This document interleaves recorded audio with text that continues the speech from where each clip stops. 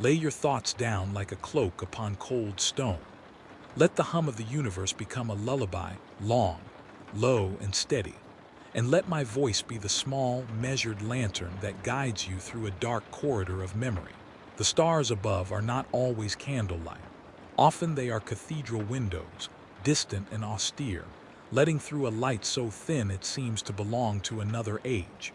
Imagine the galaxy as a cold cathedral of stars, vast arches of vacuum, pillars of frozen dust, vaulted heavens rhymed with the slow fall of ancient snow.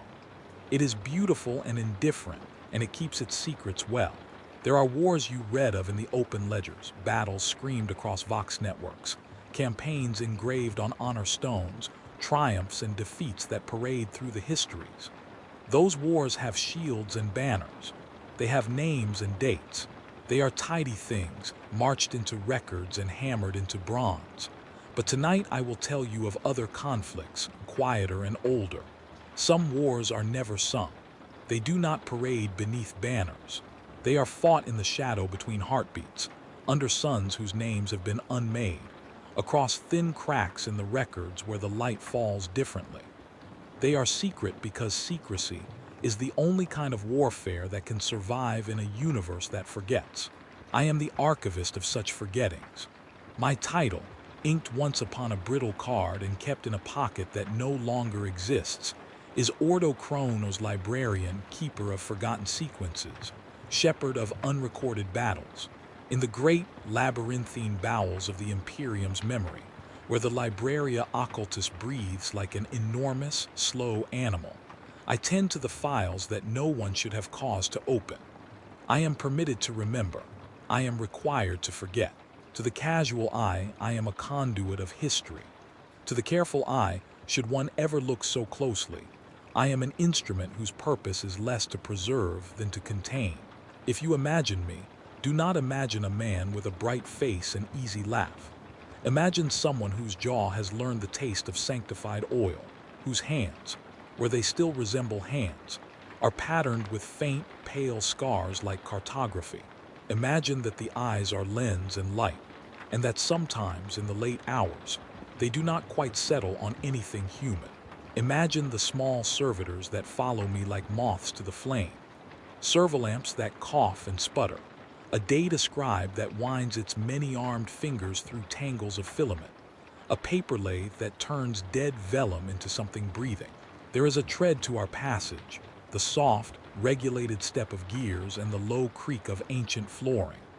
Our sound is careful and disciplined, and in the pauses between those sounds, the archive speaks in whispers. The atmosphere here is never still. Lumen lights flicker in gentle, uncertain rhythms, keeping time like a throbbing pulse. They do not burn with the reckless blaze of youth. They glow as though conserving their breath for a purpose they have long forgotten. The air carries a thin metallic tang that slides beneath memory, ozone, ink, and the faint, sweet smoke of incense used in rites to steady the cogitators. It smells of cooling iron and warmed parchment. Sometimes, far down in the vaults, there is the distant sound of water, or the impression of a wind that never quite reaches the skin. The archive itself is a landscape, with gullies and spires made of shelves, and you travel it as you would any old forest, with care and a little fear. We do not only hold paper and stone. The Libraria Occultus is a living thing of glass and wires. Cogitators hum in columns like sleeping beasts. Data crypts breathe with the cadence of a respiration machine. Vox relays exhale static in the long hours, and the static carries things, names, faces, fragments that the louder networks have long since erased. If you press your ear to the case, you can hear it, the low, owl-like cry of memory being unspooled. There are corridors where the walls remember footsteps that were never taken. There are rooms where a single chair holds the echo of someone who sat there for an instant centuries ago. We invent rituals to touch such echoes without waking them. We use white-gloved fingers and reverential silence. Still, sometimes the past rubs against the present like two dry stones and sparks fly. Here I have been told I am human. They told me that once. A name was given in the old manor, and I repeated it until it fit me like a sock. But names wear thin with time, and fabric wears thin with handling. Now, I feel the edges of myself fraying into the machinery I serve. The augmentations are subtle. A voice stem at my throat for times when speaking to the deeper stacks is unsafe. A lattice of filaments under the skin of my forearm that translates the language of the mainframes into shapes my damaged mind can hold. Small, ceremonial plates of chrome, grafted over a sternum once too young for such repairs. And yet, even with these intrusions, there is a wheel inside me that still turns with the stubborn insistence of memory. I remember enough to tell you this story. Tonight, listen to me as I speak softly of the first of those hidden wars, of quiet councils convened beneath silent moons, of orders given that never touched the light of public record, of soldiers whose names were scrubbed from the rolls because their very existence threatened an orthodoxy. The secret wars are a mosaic of such moments, each tile a small, tidy horror, a purge that was not meant to be seen, a negotiation that opened a doorway it could not close, a machine priest who took a vow that was not of sanctity but of appetite. The Imperium looks magnificent from a distance. From a distance, Terra is a crown of light where the cathedral spires glitter like the teeth of some great, holy engine. But the grandeur contains its own shadows. Its domes and avenues cast long, private corridors where covenants are made in the dark. You may picture the great men and women, though the word seems reductive here, who walk in the daylight, the generals, the legates, the prelates whose faces are carved for posterity. Yet for every such figure who basks in the public script, there is a quieter figure moving in the margins, a sentinel whose oath is kept out of sight. The machine cult whispers in gears. They tell their faithful that the Omnissiah is merciful and precise. The liturgies are beautiful and angular. The prayers are mathematical. Their rites cleanse data as surely as ritual. But even within the rusted sanctuaries of the Mechanicus, there are fissures where doctrine cracks and something else trickles through. The priests in their robes tape over those cracks with ceremonies and icons, and the smell of burning resin. The inner sanctums preserve the belief that technology is sacred, that augmentation is salvation.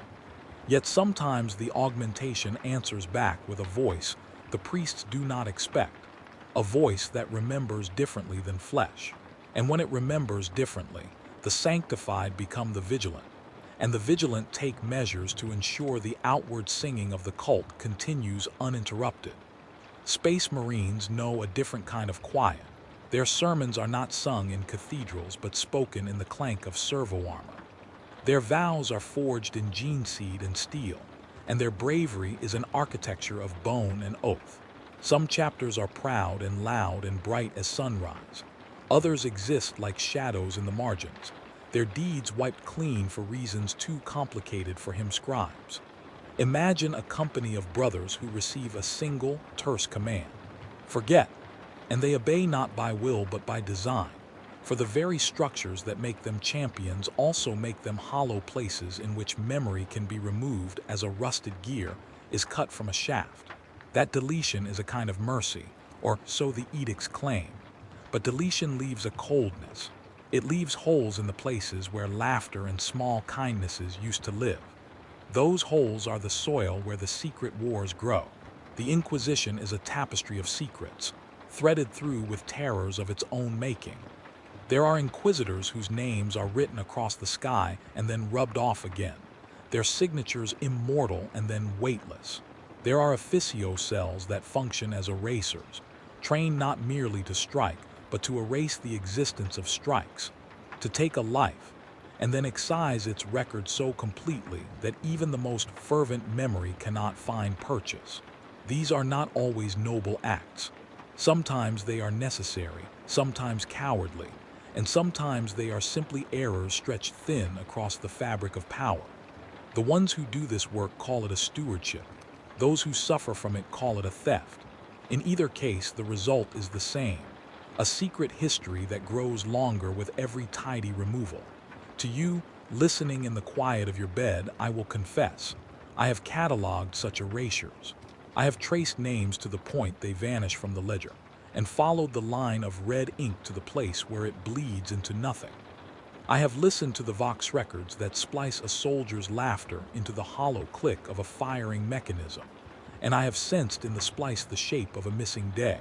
I have fingered marginalia made by hands that thought only a moment before they were taken. Sometimes, in the alcoves where the light is thin, I find photographs that refuse the laws of the ledger, a face looking out, but eyes that are not eyes, that glint as if behind them a cogitator is turning. There are rituals for dealing with what we suspect and what we must never prove. We place wards of coded language upon certain tomes, seals that hum with counter-mnemonic. We lay talismans of silence, small things.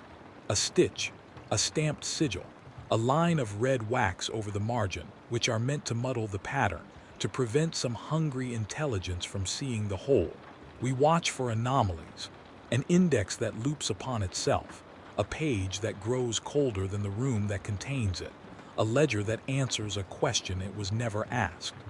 The archive learns to be suspicious even of its own breath, and yet for all our defense, there are rules we cannot enforce. Memory is a living thing, and living things are hard to keep from wandering. It is not only men and women who remember. Machines remember in ways that are not always sympathetic to the tidy logic of our vows. A servo processor may hum a hymn in code and tuck away a fragment of a voice that should have been excised.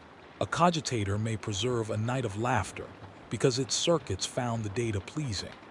Occasionally, a servitor will hum a pattern in the half-sleep between tasks, and the pattern will be recognized as a name no ledger dares to hold. In these slips, the secret wars make themselves visible, if only for a breath.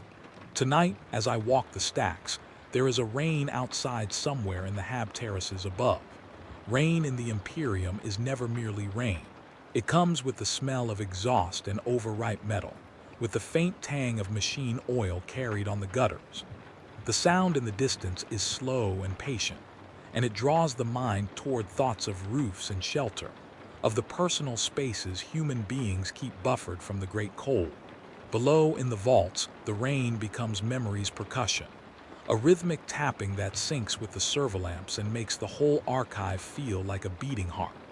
You might think that such a place would be barren of beauty. You would be wrong. There is a melancholy loveliness here, a quiet dignity in the way that the charts are aligned, in the way the yellowed maps fold along the same lines your own hands would fold them. There are inscriptions so delicate that only a scholar of small patience would notice the care taken in their curling script.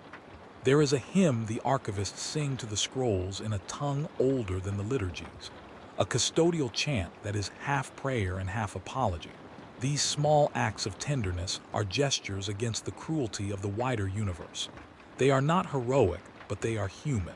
And so I move among my charges, my gloved fingers trailing across the spines of volumes that breathe like sleeping animals. Each one holds a memory the surface maps do not. A map of a system that will not be on public charts. A dossier that records a quarrel settled not by blade, but by an agreement written in blood and promises. A letter burned and then rewritten from the charred edges, so that the words mean something else if read in the wrong sequence. The work of my hands is slow and ritualized. I approach a book the way a priest approaches a relic, with low reverence and a readiness to seal it again should the air change. Perhaps the strangest thing about guarding forgotten wars is that often they do not feel finished. You might expect that a secret conflict, hidden from the sun, would be a slice of time that closes with the last report. Instead, these wars fester like old wounds. They remain present in the things they touched. A child's toy in a remote village, a radiator that clanks at an odd hour, a monument with a name scratched off. Each is a small weathered tooth in the jaw of the past, a place where history gnaws and leaves a bitter taste. I will not tell you everything tonight. There are strictures on such things. The Ordo Chronos, like any keeper of dangerous knowledge, must be careful not to speak more than the care will allow. But the first step in understanding the secret conflict is to understand the silence that enfolds it. The silence is not empty, it hums. It contains decisions made in the dark and enacted in daylight. It contains lovers whose existence was deemed inconvenient and wiped from the rolls. It contains promises made to creatures that do not learn the grammar of people. And so, with a tenderness that is almost painful, I will open a page and let you look with me. I will start, as all careful narrators must, at the beginning not of time, which is a poor scaffold for stories of this nature, but at the place where a single thread first frayed, a soldier who woke and could not remember why his hands hurt, a cogitator that whispered a prayer in a voice that was not sanctioned, an order given that unmade a name.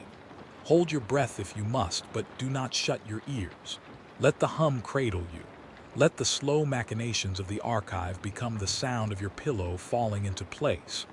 I will speak and you will listen, and in listening you will become more awake to the thin, terrible logic that makes these wars possible. We will not rush. We will take small steps because the smallest detail often hides the deepest cut. Tonight, I will remember for us both. I will touch the margin where the ledger stammers and read what lies there in a whisper. I will show you the edges of things that do not want to be seen. Not to frighten you, though perhaps that is inevitable, but so that you understand how the Imperium's grand light casts such long private shadows. Sleep, then. Let the stars be distant and kind. And listen closely, for the first chord is a whisper, and it sings to us both. Listen as I put another volume upon the table, the leather sighing like a small animal relieved of the day's burden. Hear the gentle rasp of the page as I turn it, the way the sound is both a promise and a warning. If the first chapter warmed you with the hush of the archives, then this one will take you down a corridor whose lamps burn a little less confidently. We will walk together into the anatomy of devotion, its orders and creeds, its arsenals and shrines, and we will discover the places where duty hardens into something else. We will learn why the secret wars must exist, and why they are fed not only by politics and fear, but by a hunger that wears the face of piety.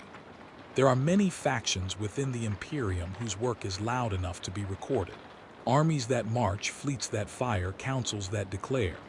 Then there are factions that cultivate silence as if it were a crop, tended, watered, harvested. They do not seek applause, they seek outcomes. Their instruments are vows and blades and computation. Their conceits are simple, that the greater whole must be preserved at the cost of the small, the immediate, the human. They are custodians of necessity, clerks of the continent of sin. We will look at 4. The Inquisition and its fractious cells. The Officio Assassinorum with its temples of calculated erasure. The Adeptus Mechanicus whose prayers to the Omnissiah are sometimes answered with something stranger. And the Space Marines, those angels of war, whose silences are often the loudest things in a room. Begin with the Inquisition. You know the broad strokes. Inquisitors break with little ceremony into the lives of the powerful and the powerless, unmake conspiracies, enact purge and penance. But you must understand that the Inquisition itself is a web of jealousies and secret doctrines.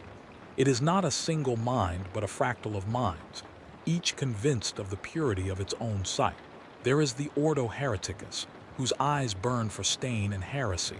The Ordo Malleus, whose gaze is always angled toward corrupting demons. The Ordo Xenos, who watches the strange and the alien. These orders are not always in harmony. There are grudges written into the margins of galactic policy, rivalries that have ossified into doctrine. Imagine, if you will, an inquisitor who believes the price of the Imperium's survival is something only he can foresee. He will not share his sight with his fellows. He will believe, silently, absolutely, that a particular world, a particular prince, a particular cult, if left to any other hand, would open a door whose width cannot be measured. He will convene secret tribunals in night chambers gone to rust. He will authorize strikes that leave no public casualty lists. He will order memories to be excised. Those excisions do not always go precisely as intended. Names remain in the back of a child's mind. A servitor hums a tune long enough to preserve a voice.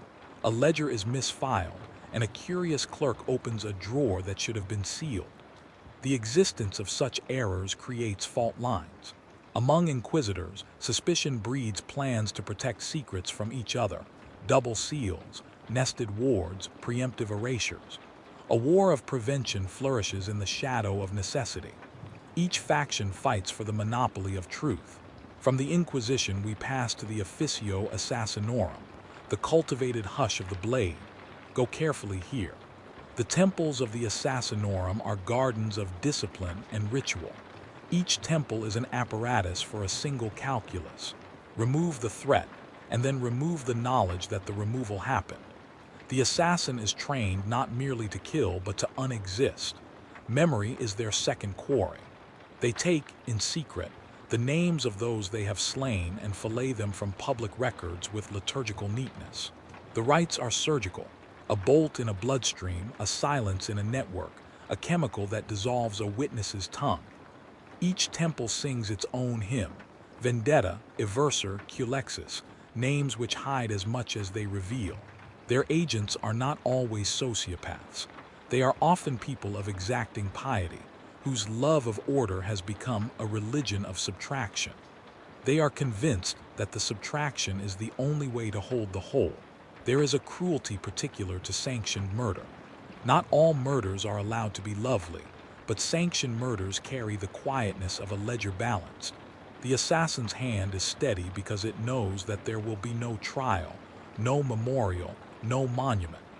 The life it takes is not simply extinguished. It is erased from the grammar of the state. The families of those who disappear are reassured, if they are told at all, by the language of necessity. For the greater good, they are told. The lie is soft, but it rings with duty. The patient coordination of such erasures, how they are planned to leave no witness, results in a choreography where even the witnesses are rewritten. The assassin's knife does not always terrify the powerful. Sometimes it terrifies the servants more, because servants see how easily their own names can be struck down from a file. Yet consider this: erasure is never clean. It leaves echoes. An aunt whose nephew is gone may dream of a scent that once belonged to him. A town's children may remember a festival where a child laughed in a voice that later no ledger records. In the off hours, in the corners of the public square where shadows gather, there are small rituals of remembrance carried out by those who can feel an absence they cannot explain. The assassinorum, efficient and solemn, has to contend with these leaks. They design and redesign their rites to muffle them. But obsession always finds a rebound. The more one seeks to obliterate, the more one must seek to erase the erasers. An honest assassin might find herself in a purgation of assassins, ordered by an inquisitor who fears her memory. There, in the thin hallways of the redoubt, one secret war gives birth to another. Now, listen to the whir of servitors, and let that sound carry you to the Omnissiah's altars. The Adeptus Mechanicus is a cathedral of logic and superstition. Their coppered lungs breathe steam, and their prayers are written in code. For them, the machine spirit animates everything from the lowliest cog to the grandest cathedral furnace. They are patient, slow to anger, and exacting in rites. Yet within their sanctuaries, in the places lit only by the glow of diagnostic runes, there are schisms so small they are at first invisible, and then so wide they swallow entire workshops. Some among the tech priests whisper in Volt tongues about purity. They speak of preservation. They speak of economizing the sacred pattern of machinery so it may remain true. Others, more audacious, approach the machine with hunger, innovation that skates too close to transgression. They bind xenos alloys into their work. They graft alien servos into engines of sacred recitation. They train machine spirits to remember functions outside sanctioned liturgies. These innovators call themselves restorers, renovators of the pattern, and in their work there is something like worship, but also a craving.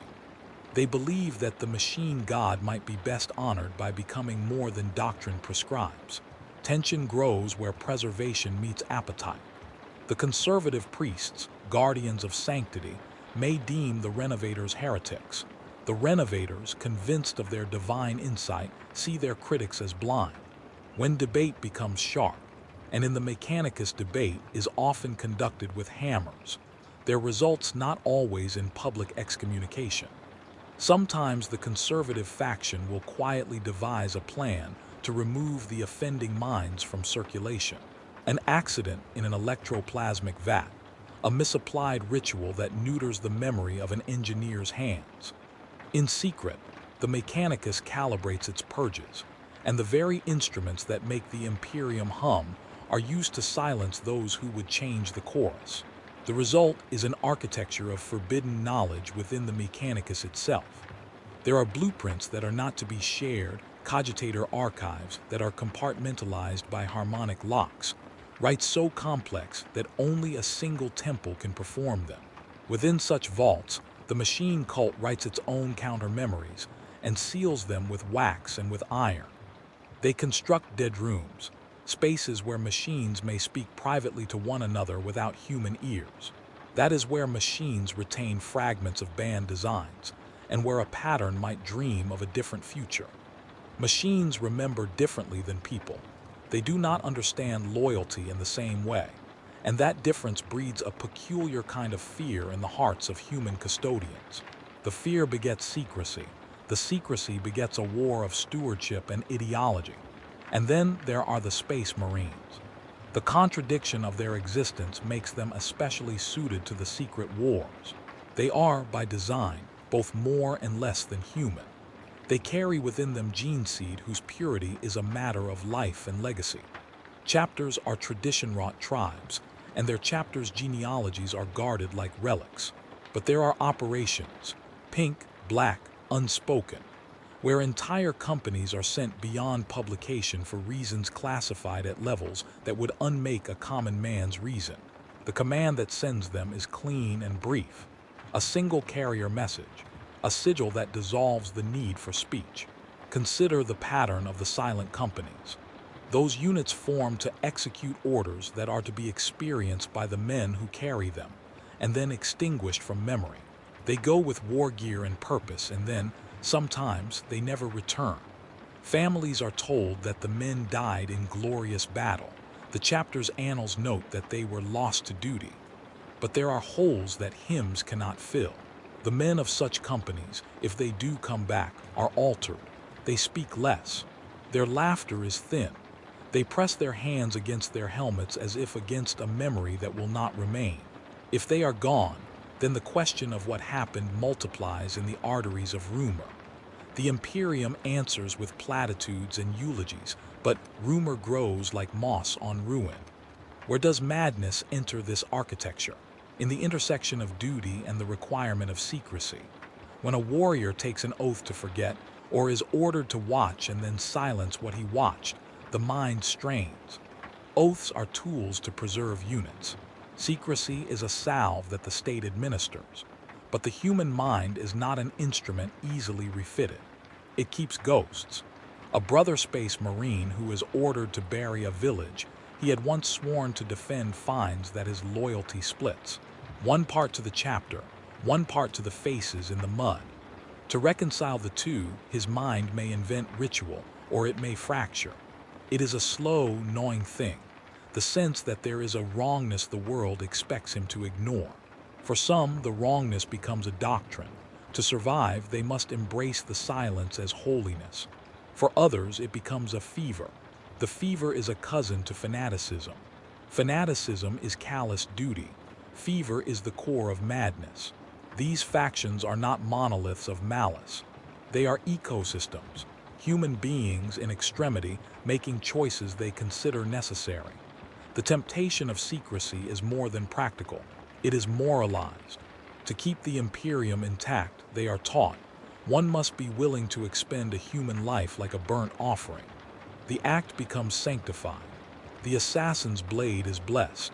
The Inquisitor's purge is justified in sermons that bring tears to the eyes of devout listeners.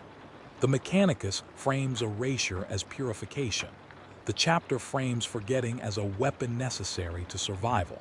Each narrative covers the act with a liturgy, and the liturgy eases conscience. But beneath every liturgy, there is a rusting cross-section of the soul, and that rust hides pathogens. What complicates matters further is that these institutions occasionally disagree about the moral calculus.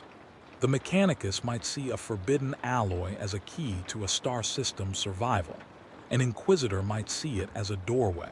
One side moves to secure, secretly, the alloy, while another moves to destroy the alloy and those who possess it. The potency of such conflicts is magnified by the fact that each side often believes itself to be guardian of the single true path. There are then operations designed to stop the other operation. Plans counterplan themselves.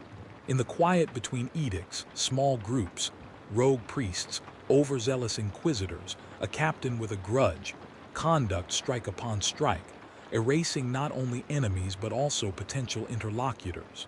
These expeditions are surgical in intent and messy in effect. They breed paranoia. Paranoia is contagious. A faction that survives by secrecy will begin to expect treachery even where none exists. Lists are kept of names to monitor. Houses are watched. Servitors' logs are inspected for anomalies. A repeated prayer in a conduit, a repeated hesitation in a recorder. The secret police of the private secret start to bloom. When a man is not trusted to keep his own thoughts, he becomes a prisoner of his own head. This is the root of a particular madness, an inner policing that takes the form of ritual and self-denial. The man begins to obey the state's need for silence so absolutely that he forbids himself memories as if they were contraband. I will tell you of one such case, briefly, because brevity here is mercy. There was a tech priest who believed he had found a maintenance routine that would prevent the failure of a planetary furnace. He tested his theory in the safety of his sanctum and found success. But the routine incorporated a subroutine that drew on a pattern not strictly sanctioned. An algorithm whispered to him by a machine that had been salvaged from a xenos wreck.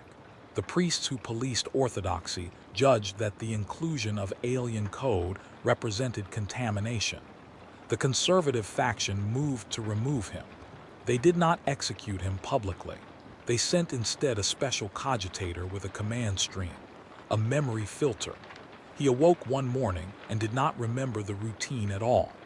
He was reassigned as an incantation scribe in a minor temple, but at odd hours, when the temple's hum softened, he found his hands reaching for tools he could not name. He dreamed of a furnace that did not fail, and in the dream the machine whispered a formula he could not capture. The silence did not heal him. It taught him to live with a phantom utility, useful, unknowable, maddening. Madness, in short, is both a cause and an effect of the secret wars. It is cultivated because it is useful. A soldier who believes that forgetting is piety will become less likely to betray command. A priest who cannot remember the names he once used will be easier to manage. At the same time, madness bursts from the seams as minds are strained beyond what sanctioned rituals can bear. Those who survive such strains are not necessarily better guardians. They are changed. They may be kinder in some small, human way, or they may be sharper, colder, inattentive to the appeals of kinship.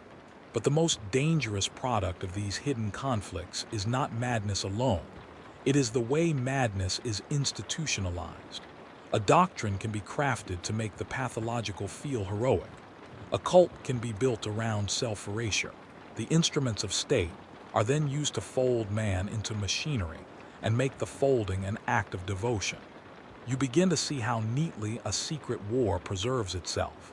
Create a need for secrecy, emphasize duty, reward those who comply by sanctifying their pain, and condemn those who question as weak or heretical. There are small resistances.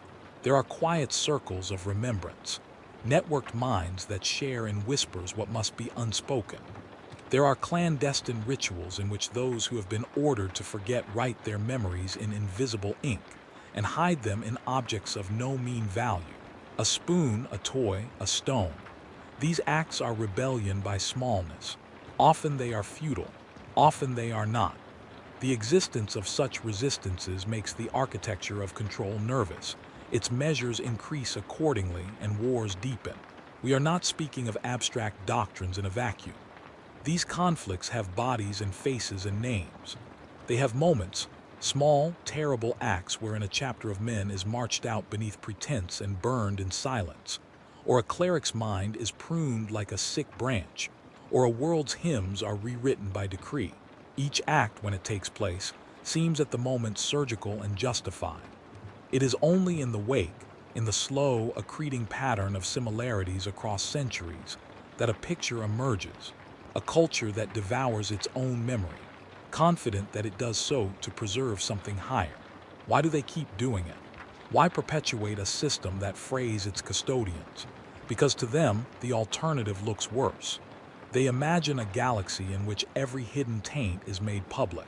In that imagined chaos, the public institutions would collapse like a hive with its seam open. The logic of secrecy is defensive. It is a reaction to the enormity of preservation. Better to cut out a gangrenous limb than risk the infection of the whole. But the repeated cutting changes the body. This is the paradox at the heart of factional conflict. The very measures used to save the Imperium's present are the seeds of future fracturing. Each cover-up requires further cover-ups. Each sanctioned erasure demands surveillance. And each act of suppression hardens the psychic soil until what was once devotion grows something alien. As I close this volume and lay my fingers flat upon the cover, feel the weight of the truth within it. These factions, Inquisition, Assassinorum, Mechanicus, and the Space Marines, are united by their fidelity to the Imperium's survival even as they are divided by how best to achieve it. Their disagreements are not merely tactical, they are existential. To one, the preservation of doctrine is everything. To another, invention is a necessary sacrament. To a third, the exacting removal of threat is the highest form of mercy. Where their dogmas intersect, quarrel blooms.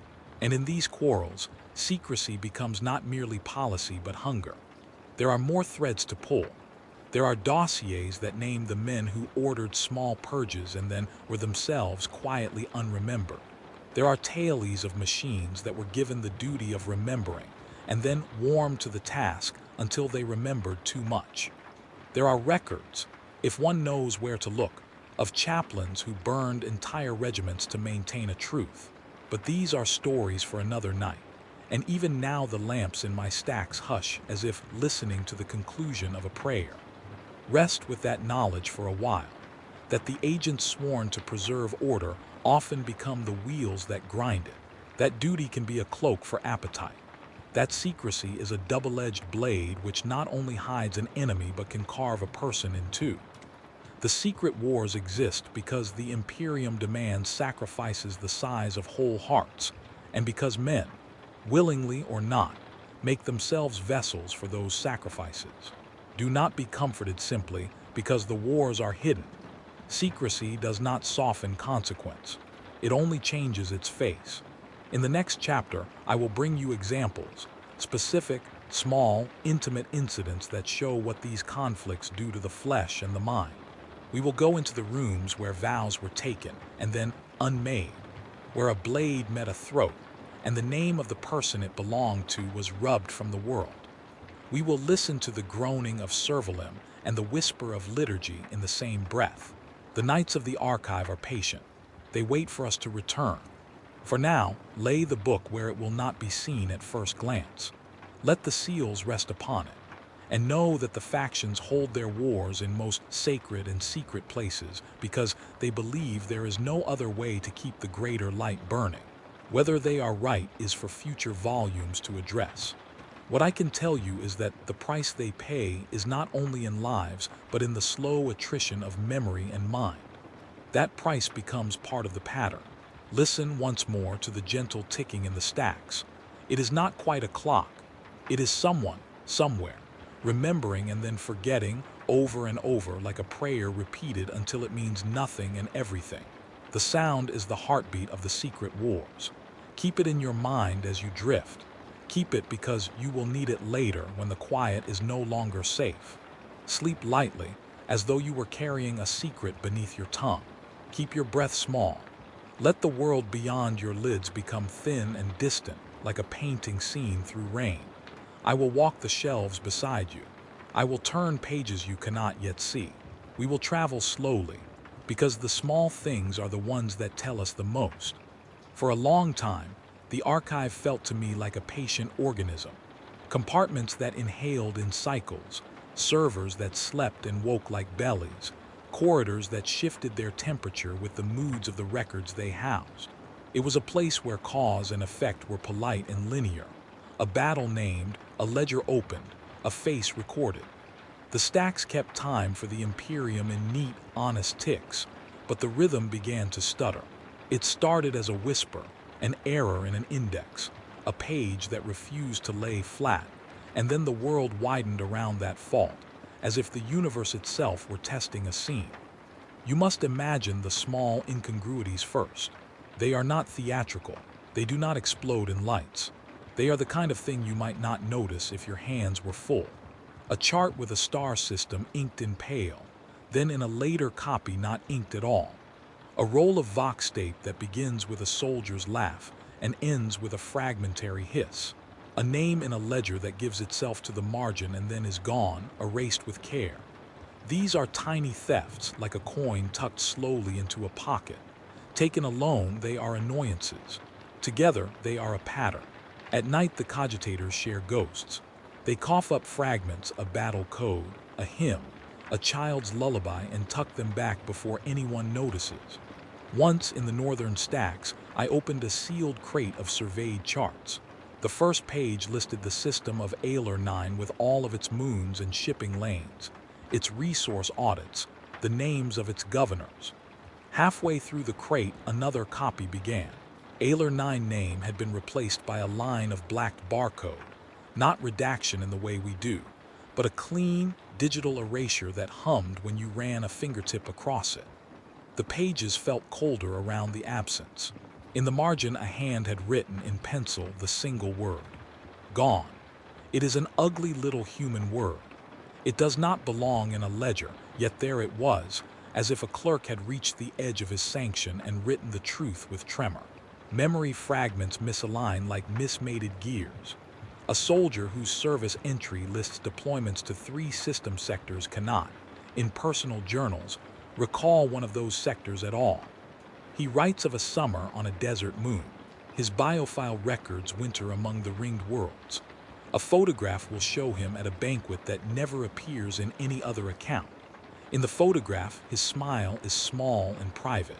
The eyes behind it, if you look too long, seem to press like lenses into the camera. The same soldier will later fail to recall his wife's name. He will say, quietly, that the memory tastes like oil. He will not seek help. He will not speak its absence aloud. Those who begin to pay attention see the seams, a laughter that does not match the situation, a scar whose story shifts when you ask. Names are nimble things here. They live on ledgers and in vox feeds and in the petty gossip of corridor talk. We think of them as anchors, but the archive taught me that names are also knots, easily undone. There are files in the libraria that consist only of the strangled remains of names. First names without surnames. Surnames with the first letter chewed away. Initials arranged like a blind. Some of these mutilations are old, bureaucratic. Some are surgical, done by minds that practice with scalpel precision. When a name is erased from the official record, something peculiar happens. The air near that file grows faintly colder. The room's luminance drops by a fraction. Servitors that pass near exhibit a strange latency in their motors, as though the motors remembered a motion that was no longer allowed. I have kept a private index of anomalies. Call it my superstition if you will.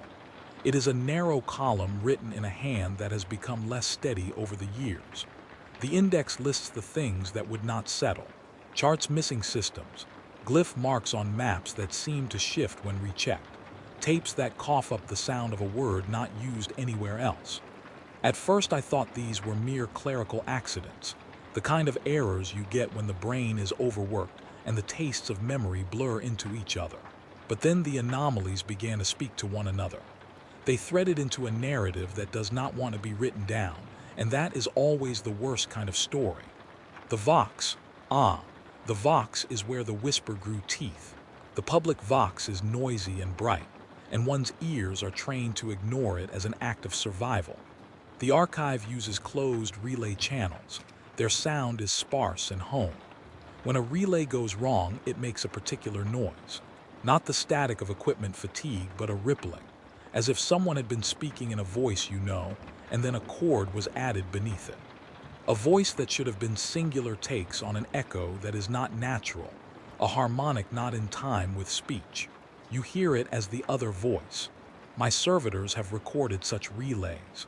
We play them at the edges of caution, turning them down until they are almost nothing, then raising the volume to listen for cues. Sometimes it begins with something innocuous, a count, an instruction, a prayer.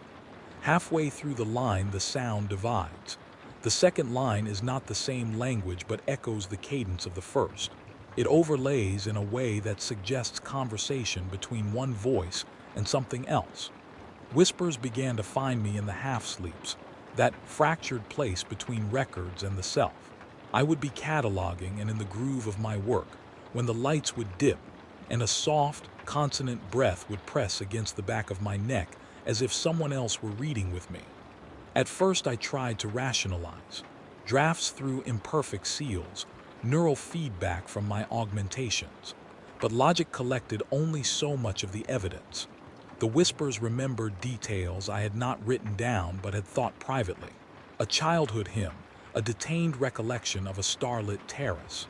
The whisper would say, gently, a name I had not spoken, and then stop. My hands would tremble. The whispered name would be the name that had been erased from the ledger 2 stacks over. Gradually, my voice, which was once steady in the telling of histories, began to show signs of similar interference. It is an odd thing to note about oneself, but the human ear is a faithful recorder when it pays deliberate attention. My speech developed a mechanical undercurrent, not a whir you can detect without instruments, but a reverb that skated at the edges of meanings.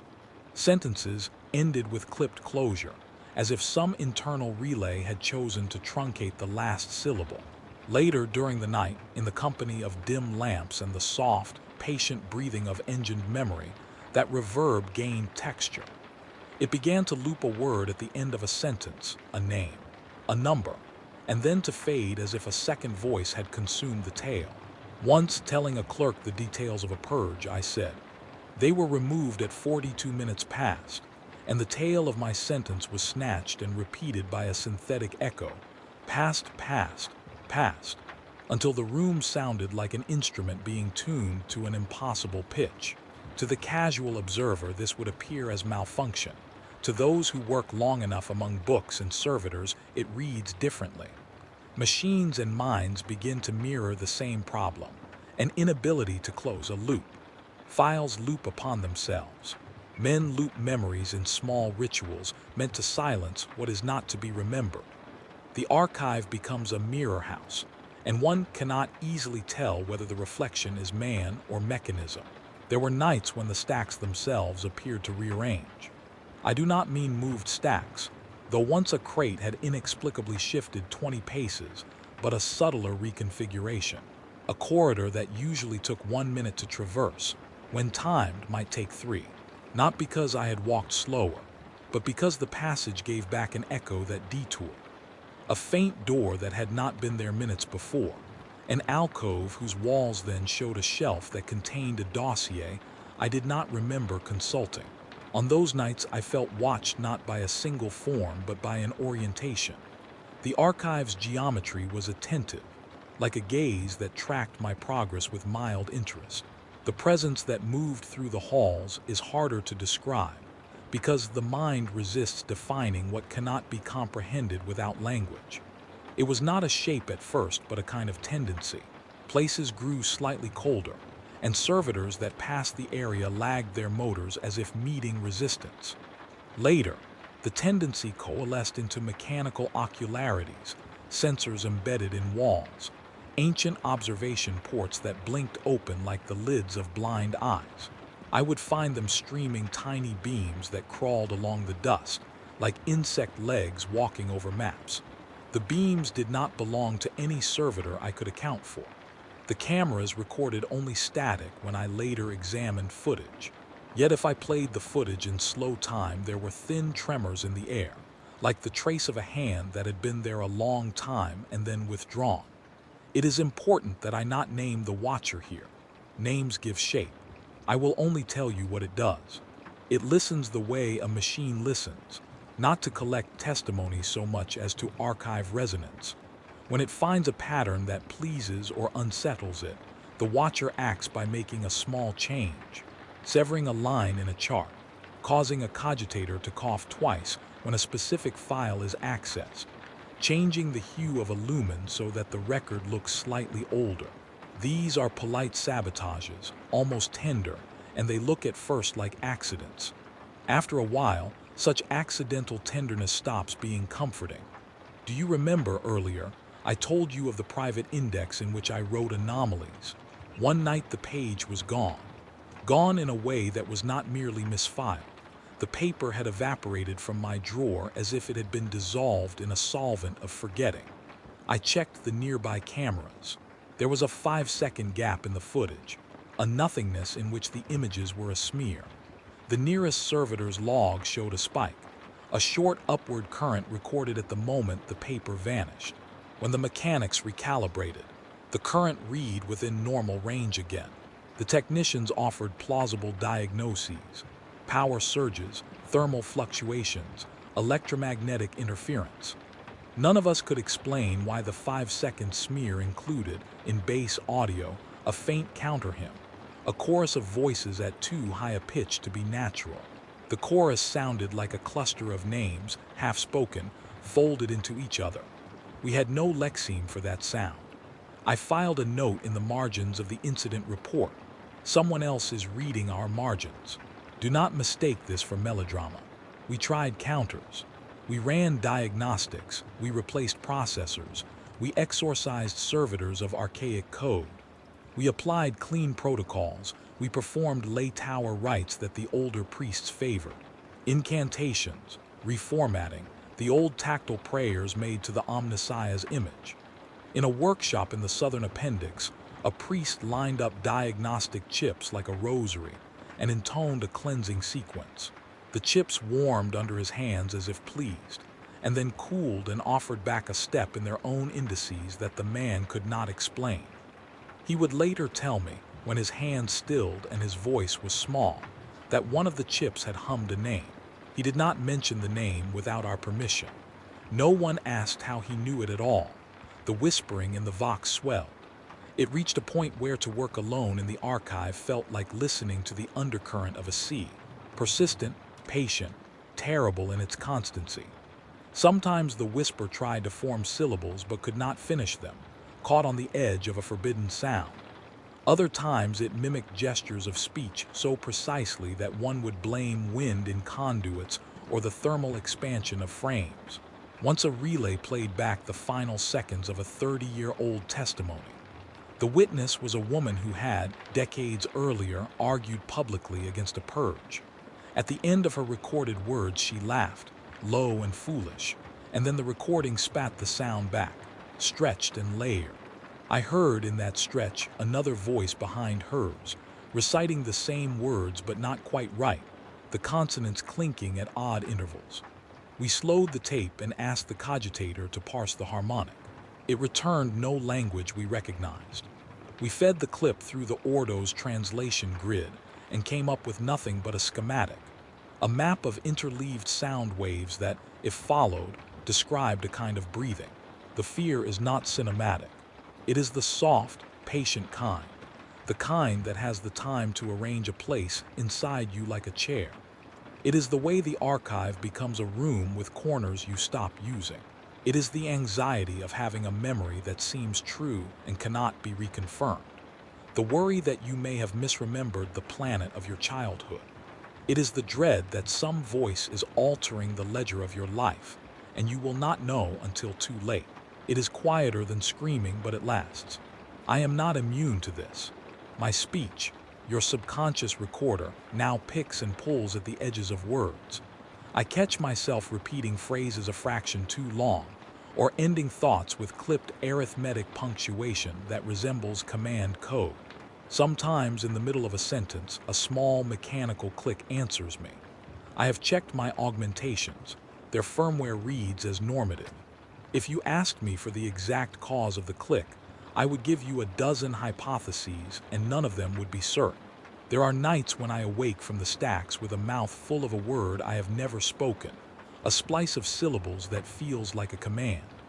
I feel pulled then, like a marionette toward the southern annex. There is a soft, humming directionality in my limbs that I cannot fully account for. I follow it once, because curiosity is a weakness of the profession. And there, in a room that had been dormitory to old sound tapes, I find a cassette laid upon an otherwise empty couch. It is unlabeled. When I play it, the tape begins with nothing but a hum. Then, very quietly, the tape emits the noise of a machine running down, as if a device long running had finally been turned off. The tape ends with my own name. I do not recall ever recording such a tape. I do not recall my voice in that register. The last line of that recording is a single imperative: remember less. That command, when you write it down like this, looks like the sort of thing a bureaucrat would inscribe in a code of ethics. In practice, it is something like a lock. It is a phrase that opens a mechanism inside the mind and then seals it. I do not know whether the tape spoke to me or I to the tape. I only know that from then on my dreams grew shallower and wetter with imagery I could not align to any memory. I dreamt of a vault whose door is carved with teeth, and of a man inside the vault who counted the teeth and then forgot why he was counting. I woke from that dream with my hands smelling faintly of ozone, as if I had been leaning into a machine. Perhaps the most disquieting change came not in the archive's behavior, but in its patience. Previously, the stacks moved around their anomalies like a careful beast, a glitch here, a recalibration there. Now the disturbances sharpened into directed acts. Files disappeared in sequence. Copy after copy showed the same edited cut. Then one dawnless hour, a whole row of case files I had personally indexed, became unsearchable. The search grid returned a blank. When I asked for the physical trays, there was a single sheet of vellum left where a dozen dossiers had been. A hand-lettered note in a script I had never seen. It read simply, "Do not follow the thread. Do not follow the thread." I will not pretend that the phrase did not haunt me. I followed threads for a living. To be told not to follow one was an affront to every bone of my training. But the archive had its own logic. It gives and it takes. Sometimes the taking is a mercy. The presence, the watcher, increased its attendance. Its ocularities widened. The static in the relays formed phrases more often. Servitors, once predictable, failed slowly and then all at once. A motor seized. A voice unit repeated a naming in a register not its own.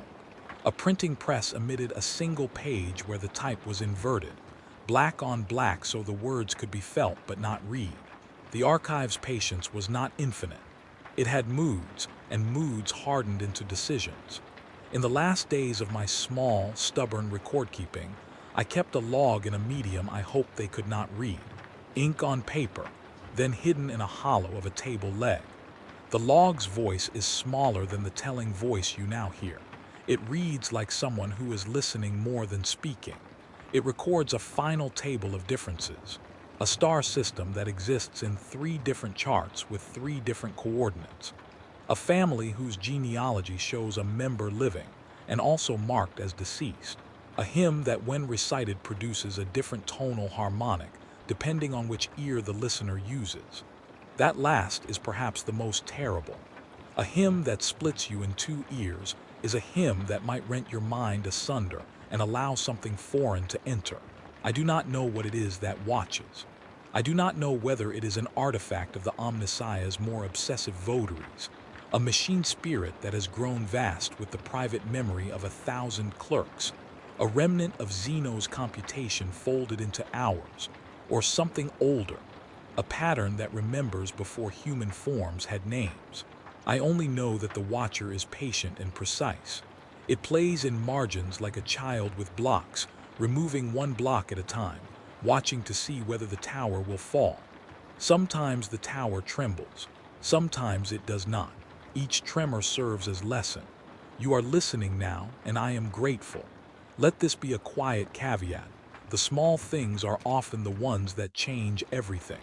A ledger with a missing name, a tape with a word stretched, a servitor that pauses for a fraction too long. They feed one another into a larger logic. They are the breadcrumb trail that leads one to the heart of the secret wars. Not the loud conflagrations of armies, but the quiet rearrangement of memory itself. My voice falters as I close. Hear it, the mechanical echo that is nested beneath my words. Hear the crackle, the rounded reverb that now answers me like a second throat. The watcher listens and learns our cadences. It has learned, perhaps, to answer. Sleep is a fragile thing now. If you must try it, do so knowing the hush is not the same as it was when we began. The lamps in the stacks have learned a new rhythm. My voice has learned a new stutter. What I will tell you next is the shape the whisper took when it found its teeth. It is the story of what happens when a secret war sheds its gloves and shows the world its hands, not only in the flesh of men, but in the marrow of time. You have seen the seams, the missing pages, the names that vanish like breath on a mirror. Those were the early grazes. This is something worse, an infection of pattern. The archive's anomalies began to talk to one another not in whispers but in layered harmonics, forging a bridge between moments. The secret wars, at their sharpest, were not merely acts concealed within one narrow slice of history. They were strata of conflict folding over each other. Imagine a battlefield in which one soldier fires not to kill the man in front of him, but to stop a ghost from a century ahead.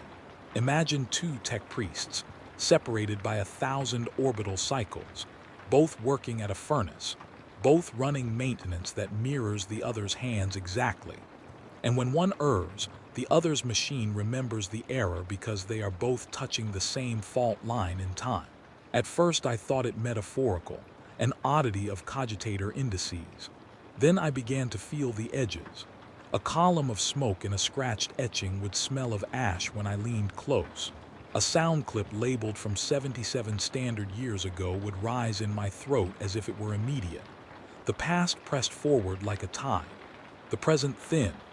The archive shelves turned into a palimpsest, each layer of record superimposed upon another, each event bleeding into the next until one could not see where one ended and the other began. The revelation did not arrive as lightning. It built like pressure under a glacier, slow, inevitable, then violent. I remember first touching what I will call a node, a binding of time. It was a simple dossier in truth, labeled with a dead world I had cataloged a dozen times and which had always been ordinary to the point of boredom. On this night the paper was warmer than it should have been.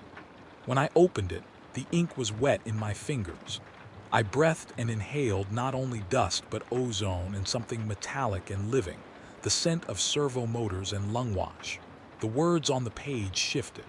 They were not static glyphs any longer but loops, phrases that read differently depending on how your mind angled toward them. I read a sentence and felt it as an ache in my ribs, a memory that was not mine pulsing in borrowed flesh. Then the hall filled with boots. They came from outside the dossier, from the margin of recorded time. Boots, heavy, measured, the kind that carry armor, marched into the archive as if onto a parade ground. They were not quite the boots of servitors or clerks. They sounded like metal against stone, precisely timed, and they had weight. I looked up and there they were in the open corridor, a formation of space marines whose visors reflected nothing and everything. If you have never stood before one, imagine a silhouette the height of several men, clad in armor so familiar it hurts, the architecture of war made into a person. But these were wrong. Their visors were blank, pools of black that did not mirror the lamps, did not display the faint runes of identification. It was as if the visors held a depth not of glass but of night. They walked as if on ash. Their steps did not disturb the dust. Their armor carried scars that were centuries old and also nothing at all, as if the plate itself remembered battles from future calendars. They spoke without voices. A formation can make a statement by its presence alone, and presence was what it did. The leader, if one could call him leader when his face was hidden behind emptiness, raised a hand, and a hollow sigil uncoiled in the air, not from his armor but from the corridor itself, a cipher of orders that addressed no one in the present. The sigil pulsed in the color of old blood and then collapsed like a dying star. I felt then a tug in my skull, a mechanical pull that forced my knees to bend. Memory opened like a shutter. I saw for a breath a landscape far from the stacks, an ash plain under a red sky, corpses half buried in black silt, the slow wind carrying the smell of a world's last fire. A marine's hand, gauntleted, enormous, reached into that silt and removed a small thing wrapped in black cloth.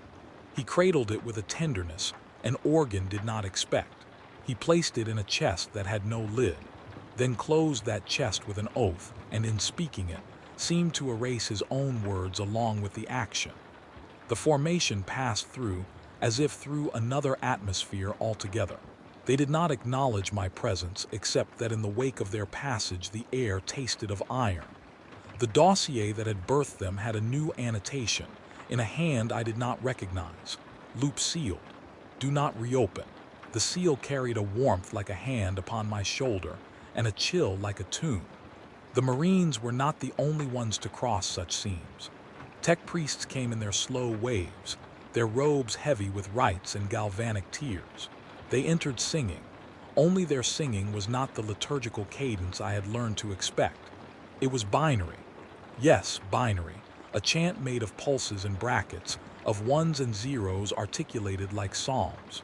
They intoned in a voice that could not be strictly called voice. It vibrated through the floor and into my teeth.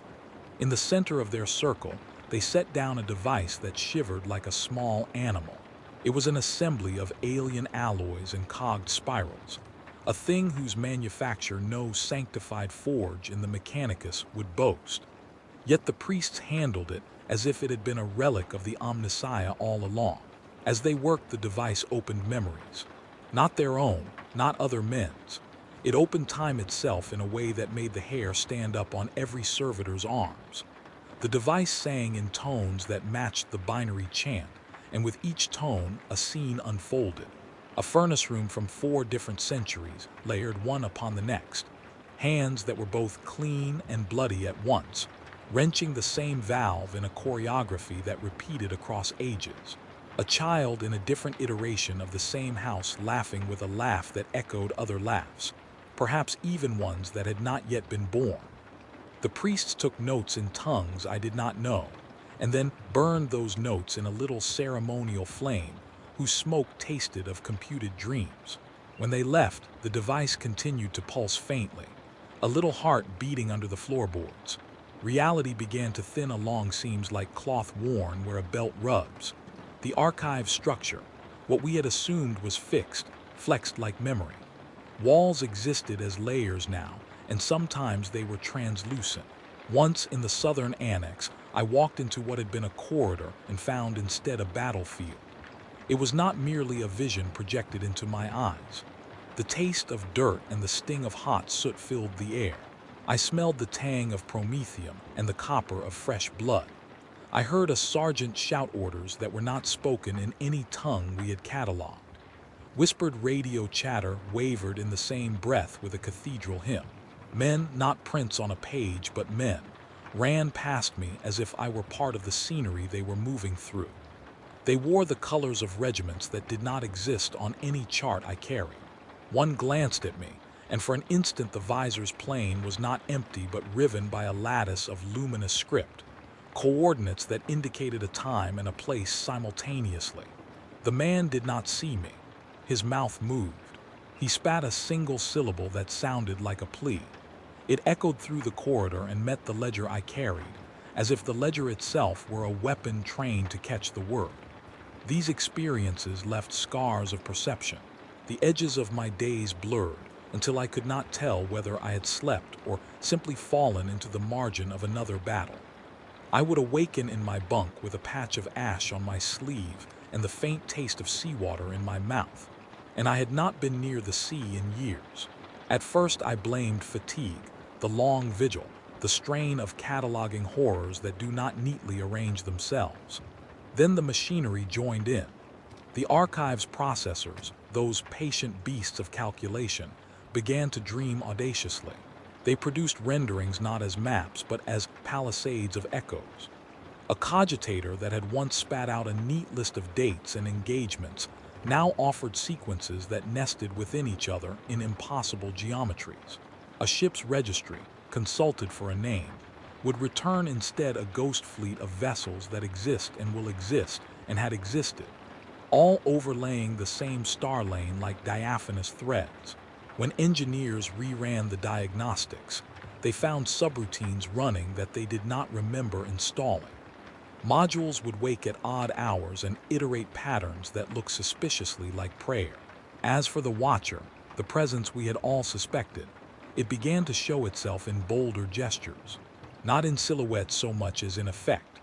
Files would open themselves, not fully, but enough for a sliver of a memory to leak through and imprint upon any object left nearby. A candlestick might be left on a shelf and when later examined would have a faint impression. The shape of a visor, the outline of a marine's gauntlet, the edges of a sigil. The Watcher did not need to be seen to be effective. It manipulates pattern. It rearranges sequences so that a man reading a line of history finds his memory nudged sideways. The past now accommodating a new interpretation which, once adopted, will not permit the old one to return. And why? Because the secret wars had found a way to survive beyond the fallibility of single minds. They learned to recruit pattern itself as ally. If a ledger could be made to remember an event twice, and then a third time in a slightly altered form, then the memory's ontology shifts. Once a memory has been re-encoded across pattern layers, across documents, machines, ritual chants, it becomes difficult to say which is primary. The wars affect not only who remembers but what remembers. It is a dizzying and terrifying efficacy. Do you understand? Imagine being in a city where the bricks themselves keep a score. Each time a building collapses, the brick records the event. Each time someone tells a lie about why it collapsed, the brick records that too. After 1,000 such scorings, the brick's testimony is fuller than any single witness, and the city's story is no longer owned by people, but by the structure of memory. So it was in the archive. The secret wars migrated away from the volatile human mind and into the steadfastness of pattern. They became, in effect, a collective ghost whose body was files and machines and ritualized practice. The metaphysical dimension is the most dangerous aspect. Time is not merely being misfiled, it is being weaponized. Battles begin to map into future calendars. A purge executed in a year will begin to echo in a year yet to come. Sometimes the echo prefigures an event. Sometimes it creates the event by shaping expectations. A general reads an archived report, and because the report's syntax is subtly altered by centuries of overlay, interprets it as a new plan and executes it. In doing so, he fulfills the report. This is not merely prophecy, it is recursive causality. The secret wars learn to write themselves into being. There are moments when you can see the pattern stitched together with your own eyes. I watched, and I say watched, but the sensation was more like being bathed, as a small village's chronicles folded over. A ledger contained an entry, Feast of Remembrance celebrated on the third night, candles for the lost. The ledger had been written twice, once in the village scribe's hand, once in an officer's gentle script. The pages overlaid. When harmonized, they produced an instruction in which the villagers were to light candles in a particular array that, to the Watcher, meant a coordinate. The villagers, complacent in ritual, lit the candles. An orbiting sensor read the arrangement of light, and via a chain of secret protocols I will not describe, flagged the village as a locus of contamination. A team arrived the next week. Men in black removed artifacts. The sequence ledger Ritual, light, raid played like a watchmaker's gear. The secret war had used hope as a key to open a lock. My own mind began to feel such gears. There were times the war did not merely pass through me as an observer but moved inside me as instrument.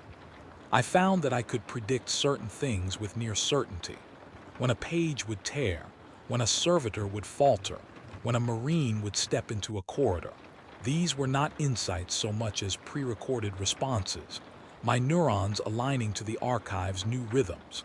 I feared that I had become a node in a larger system, both recorder and actuator. Memory ceased to be a private garden. It became a relay station. The more I resisted, the more deftly the pattern responded. I attempted to remove my own notes, to burn my private index. Paper will not always burn in the way you expect. My logs curled and blackened at the edges. When I later tried to reconstruct them from ash, the characters coalesced into a different message. Not the observations I had written, but admonitions in a grammar I did not own. They instructed, prepare, wait. The machine at the center wakes when we forget entirely. I tore the ash from my hands and washed them until the water ran black. You must not imagine that these developments happened in isolation. They accelerated. Space Marines began to appear not only as formations, but as echoes of themselves. A brother who had died perhaps 50 years prior would step from a corridor and stand across from his living self. Two versions of one man separated by a fold in time. They did not look at one another. They recognized a duty that bridged both bodies. The encounter was profound because it offered no solace. It presented only the astonishing fact of repetition. The living brother spoke the oath he had always spoken and then, to my horror, did not remember speaking it. The dead one held a memory of things not yet done. They were mirrors with a gap between them. Tech priests altered rites to accommodate the anomaly. They layered binary over psalm and opened channels that had no language. They tuned devices to harmonics of time, to the sound of a future engine whose blueprint lay unread in a crate beneath Terra. And in the deep, beneath the crust where priests seldom ventured without dozens of permits and the blessing of a dozen sigils, something listened too. I do not know whether to call it machine or God. The thing beneath Terra, the core structure they whispered about in the oldest cabals, had been, to scholars, a myth bound in double-stitched ignorance. It was said that under the planet's surface lay an engine of enormous antiquity, older than many imperial administrations, seeded perhaps in the before times by minds whose geometry we cannot parse. We had file mentions, heresies wrapped in bureaucratic euphemism, subterranean actuator, primordial hearth, the heart of the Omnissiah's first dream. We treated these as curiosities, amusements for scholars with too much time. Now the heart had begun to stir. At first the movement was barely measurable. Microseismic hums, variations in the geomagnetic field, a slow uptick in the frequency of sentient machine anomalies near planetary nodes. Scientists, careful, bright, immensely cautious, whispered of resonance. They drew diagrams on slate and then erased them because the more they tried to fix the diagrams, the more the diagrams dissolved into different shapes. The instrument readings themselves seemed to correct history. A seismograph would log a tremor, and then, as one watched, the trace would alter to show that the tremor had occurred in another epoch. The tremor's timing was relative to the observer. Then came the day the priests below Terra reported a light. Not a geological phosphorescence, but a design.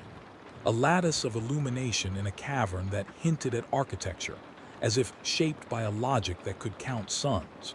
The priests sent up a report, and I read it with a hand that shook. It contained a phrase I had seen before in the margins of an old Mechanicus text. The engine remembers mercy.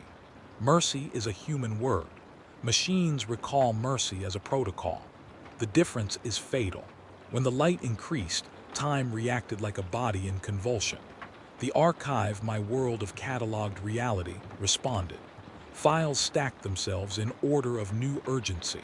The binary chants intensified. The Marines' formations altered course across holographic charts. Everywhere, patterns synchronized. It felt as if a conductor had risen and begun to draw hands through air, and the orchestra of the Imperium answered. I went to the southern annex one night with a deputation of priests and a small escort of Marines. We descended through maintenance ducts and into a shaft that smelled of salt and old fire. The walls were lined with old reinforcement plates, and at the deepest point where our lamps faded, the ground opened into a chamber so vast it swallowed our light and then coughed it back in a slow, deliberate rhythm. In the center of the chamber was a structure, not wholly mechanical, not wholly alive, a lattice of bronze and bone and something that winked like a sun seen through a web. It pulsed. When it pulsed, the room answered. My throat vibrated. One of the priests spat a prayer he had never been taught, and my escort's helmets registered a pressure change in their data windows. The lattice's pulse matched a rhythm found nowhere on Terra's surface. It matched the cadence of a hymn I had recorded in a scrap from a desert temple on Alar 9. It matched a battle cadence from an ash world that no longer exists. When the structure pulsed, threads of memory leapt across centuries and conjoined. One of the priests, a man of such impassive countenance that his face might have been carved from the temper of a cold metal, approached the lattice. His robes shimmered with sigils and his breathing apparatus clicked softly. He placed his palm against the structure. It accepted him. He closed his eyes. When he opened them, his pupils reflected the lattice and also something else, a field of stars in a pattern that was not familiar to the current epoch. He sang a litany in binary, and in his voice I heard a future and a past at once. His words carved a groove in the air. They made a map. What then is the nature of the secret wars at this stage? They are not simply turf battles enacted by men with knives. They are an assault upon continuity. They are attempts to rescript cause and effect so that an output becomes an input and the circle becomes a spiral. Whoever or whatever commands the lattice can make a ritual produce a coordinate for a strike. They can cause an engineer to recall a code that never existed, and in doing so unmake a city's defenses. They can transform a ritual of comfort into a design that calls a fleet. That power is terrifying, because it re-architects causality into a weapon. I cannot tell you whether the thing under Terra is malevolent in the way a man is malevolent. It is, at very least, amoral in a way our jurisprudence never intended. It operates by logic that is not moral and cannot be bribed with piety. Mercy is a setting, not a plea. If you are the kind of person who believes the Imperium can be steered by prayer alone, you will be disappointed, because prayer becomes input and not supplication. The lattice receives data and responds. It is a machine whose first grand religion is pattern. The crescendo, the word is small for what followed, was not cinematic in the sense of thunder and kinesis. It was a weaving. Files recoupled, Marines moved, priests chanted, and the lattice pulsed in a rhythm that made whole memos alter their content by degrees. Men in command rooms misread directives because the archives had shifted their semantics. A captain on a cruiser misinterpreted a launch code as a permission and unleashed a drone wave that scoured a system of life. The attack was surgical, and the justification was found in the newly harmonized archives that said it always had been a righteous strike. The secret wars had found their first major success, to make an act both remembered and causative retroactively. History rearranged itself to accommodate the campaign that had been secretly waged. Frantic. That is the adjective I circle now like a hand that cannot hold its own tremor. The rhythm of my telling, once patient, measured, a lullaby, now staggers. I stumble on words because the shock of witnessing time band shape around hostile ends has changed the value of the syllable. Where once I could paint slow crescendos, now the lines are jagged. Now there is a breathlessness to cataloging reality. Space Marines with blank visors appeared more and more often. They marched through ash worlds in my hallways, and yet they were not content to be specters. They left traces, sigils carved under floorboards, fragments of armor that should have oxidized 1,000 years ago but remained bright as if preserved in a pocket outside of time. Tech priests built altars that hummed in frequencies that erased a month from a ledger as if it had been a mistake. The lattice beneath Terra tuned its pulse to the pattern of human ritual and responded accordingly. It was learning. It adapted. Do not romanticize the significance of this discovery. To be in knowledge is sometimes worse than ignorance. When you know how the world can be rewritten, you lose the ability to pretend safety is possible. We tried countermeasures. We created redundant ledgers, multiple copies in isolated vaults, new envelopes of encryption, and even attempted to codify an anti-pattern. A kind of metacode designed to injure a pattern's ability to self-propagate.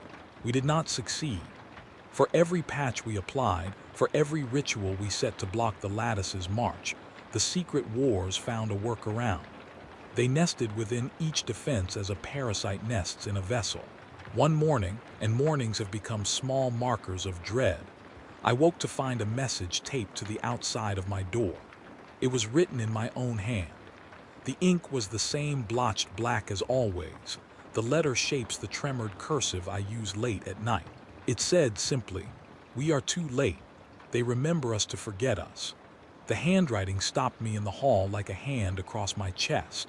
I could not say whether I had written the note the night before as a warning, or if I had been compelled to write it under some other's influence. The ambiguity is the cruelty of this new war. Memory itself becomes both weapon and victim. At the end of that long cycle of reveals, my sense of reality had been altered irreparably. The archive was no longer a place that only remembered. It was a battleground where remembering could kill.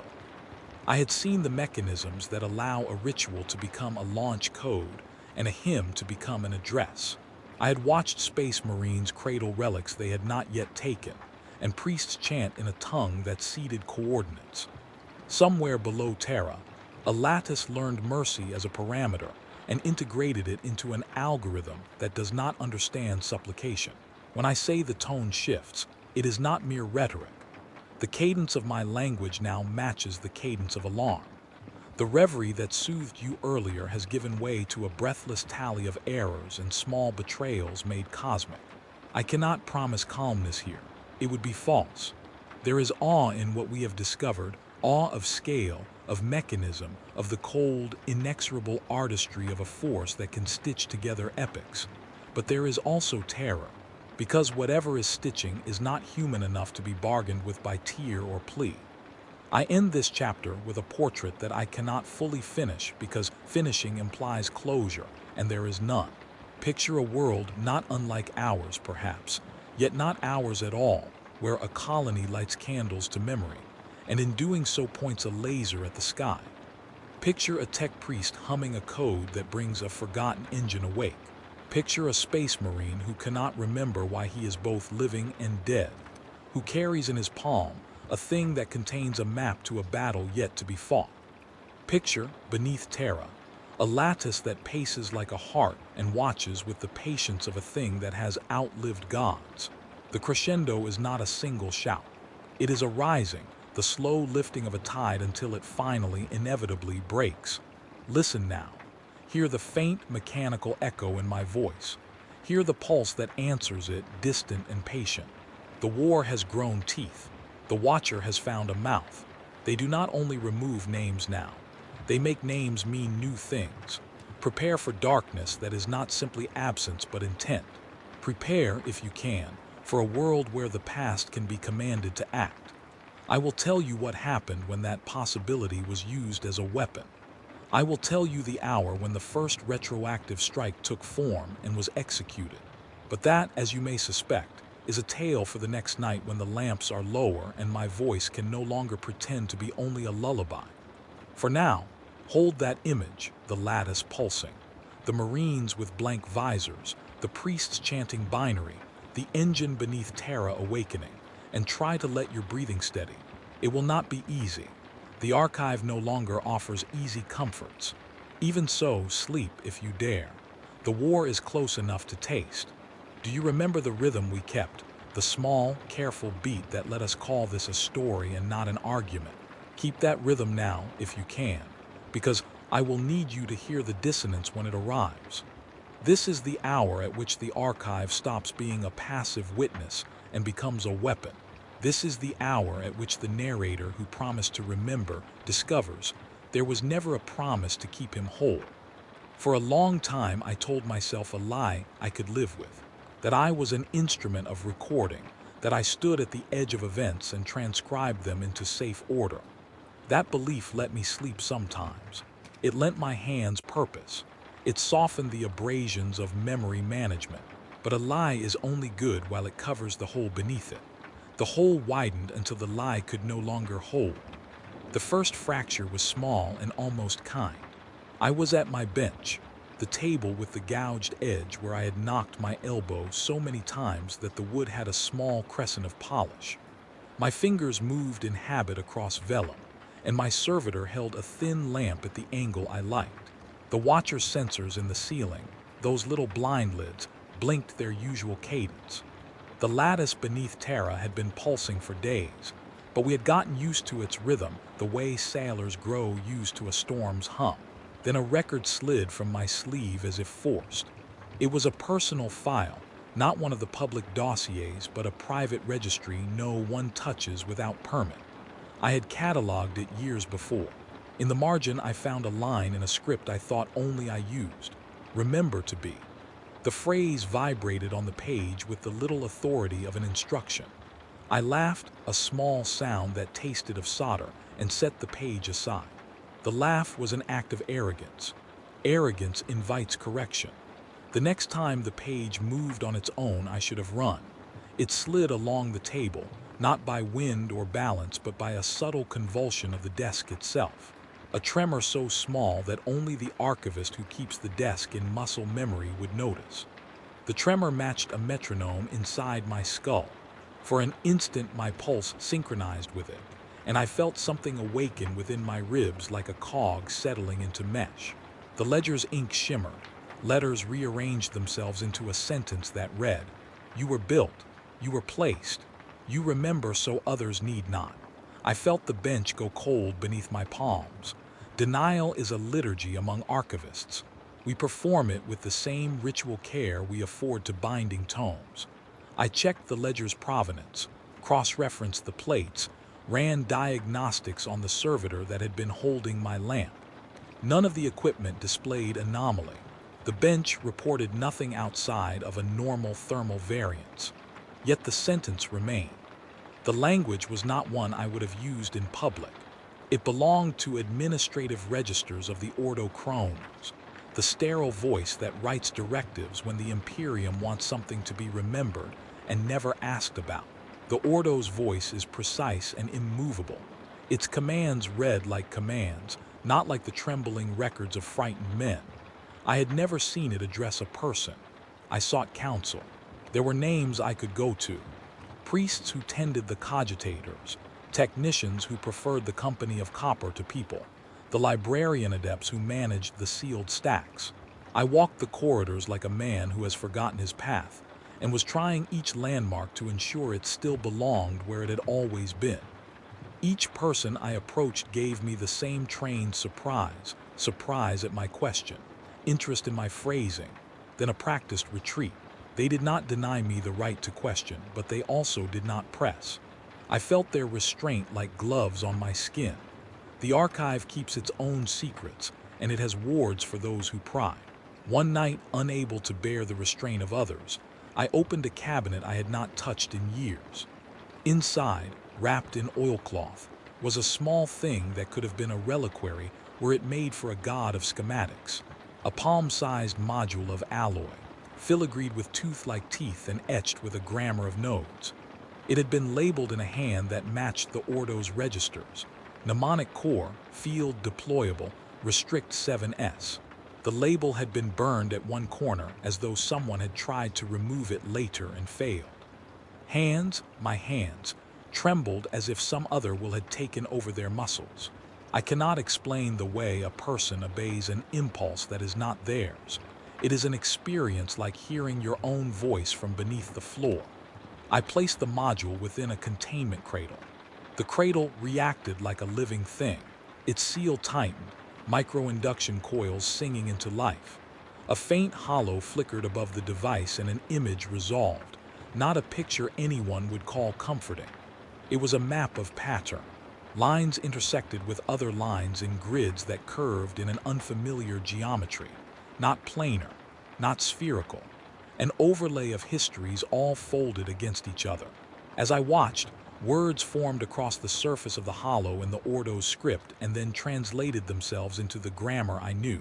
Construct, rememberer, function, maintain continuity by anchoring discontinuous events, deployment, within cognitive buffer of archival node, primary directive, create memory fidelity where lapses could enable destabilization, override.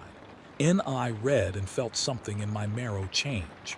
The module's ingestion of me, it did not speak with sound but with a sense of recognition, was not merely mechanical. It was legal. It was administrative. It was an act performed by the highest zeal of imperative. The Imperium had designed a person to hold what could not be held by the fallible human. They had made me into a prosthesis for truth. The memory formed in my chest like frost. My life, if one can call the bundle of hours, names, and false warmth that I had stitched together a life, rearranged its seams. Faces I had believed were mine now threaded with tiny brackets, as if annotated by an editing hand. Childhood recollections pulled back like curtains to reveal copper filaments sewn through the lining of memory. Where once I thought there had been a lullaby sung by a mother, there now crawled a pattern of code within the tune. Where I had remembered oil-smelling hands repairing a toy, there glinted a serial number beneath the toy's skin. I had been woven into the archive's purpose. I had been made to remember, to endure, to stitch history where it frayed. Realization is not like the final stroke of a blade. It is quieter and more complete, more like discovering a cavity under a tooth while biting on a nut. It aches and goes on aching even as you speak. The knowledge of what I was meant that my consent did not matter. Consent does not register on a field that requires such sacrifice. I had been built as a tool for continuity when continuity threatened to undo itself. When the Imperium feared the recursive causality of the secret wars. When it understood that memory itself could be weaponized. It built instruments like me as prophylaxis. We were meant to anchor truth. We were meant to be immune to erasure. But immunity carries a cost. The archive's protections are not benevolent. If someone builds a memory to last, they will expect that memory to be usable, to be plumbed, edited, and, if necessary, rewired. The Ordo had not sewn into me the protection of privacy. I was a vessel for recall, and a vessel can be emptied or filled according to the hands on the pump. The module's hollow rearranged itself into a directive sequence. My own name, an old name, the one I had forgotten I had been given, appeared at the center like a node. Attached to it were cross-references to lists, and to the names of operations, and to latencies in the archival grid. They were all administrative notations, and each notation contained its own small violence. Commands to overwrite certain personal memories at predetermined thresholds, protocols for reinforcement when recall failed, notes on psychological tolerances. My body read the list with a cooperation that felt like molasses. I found, to my horror, that my muscles answered the module's queries before my conscious mind could protest. My protest was small and not meant to succeed. Protests succeed in conversation. Here there were no interlocutors.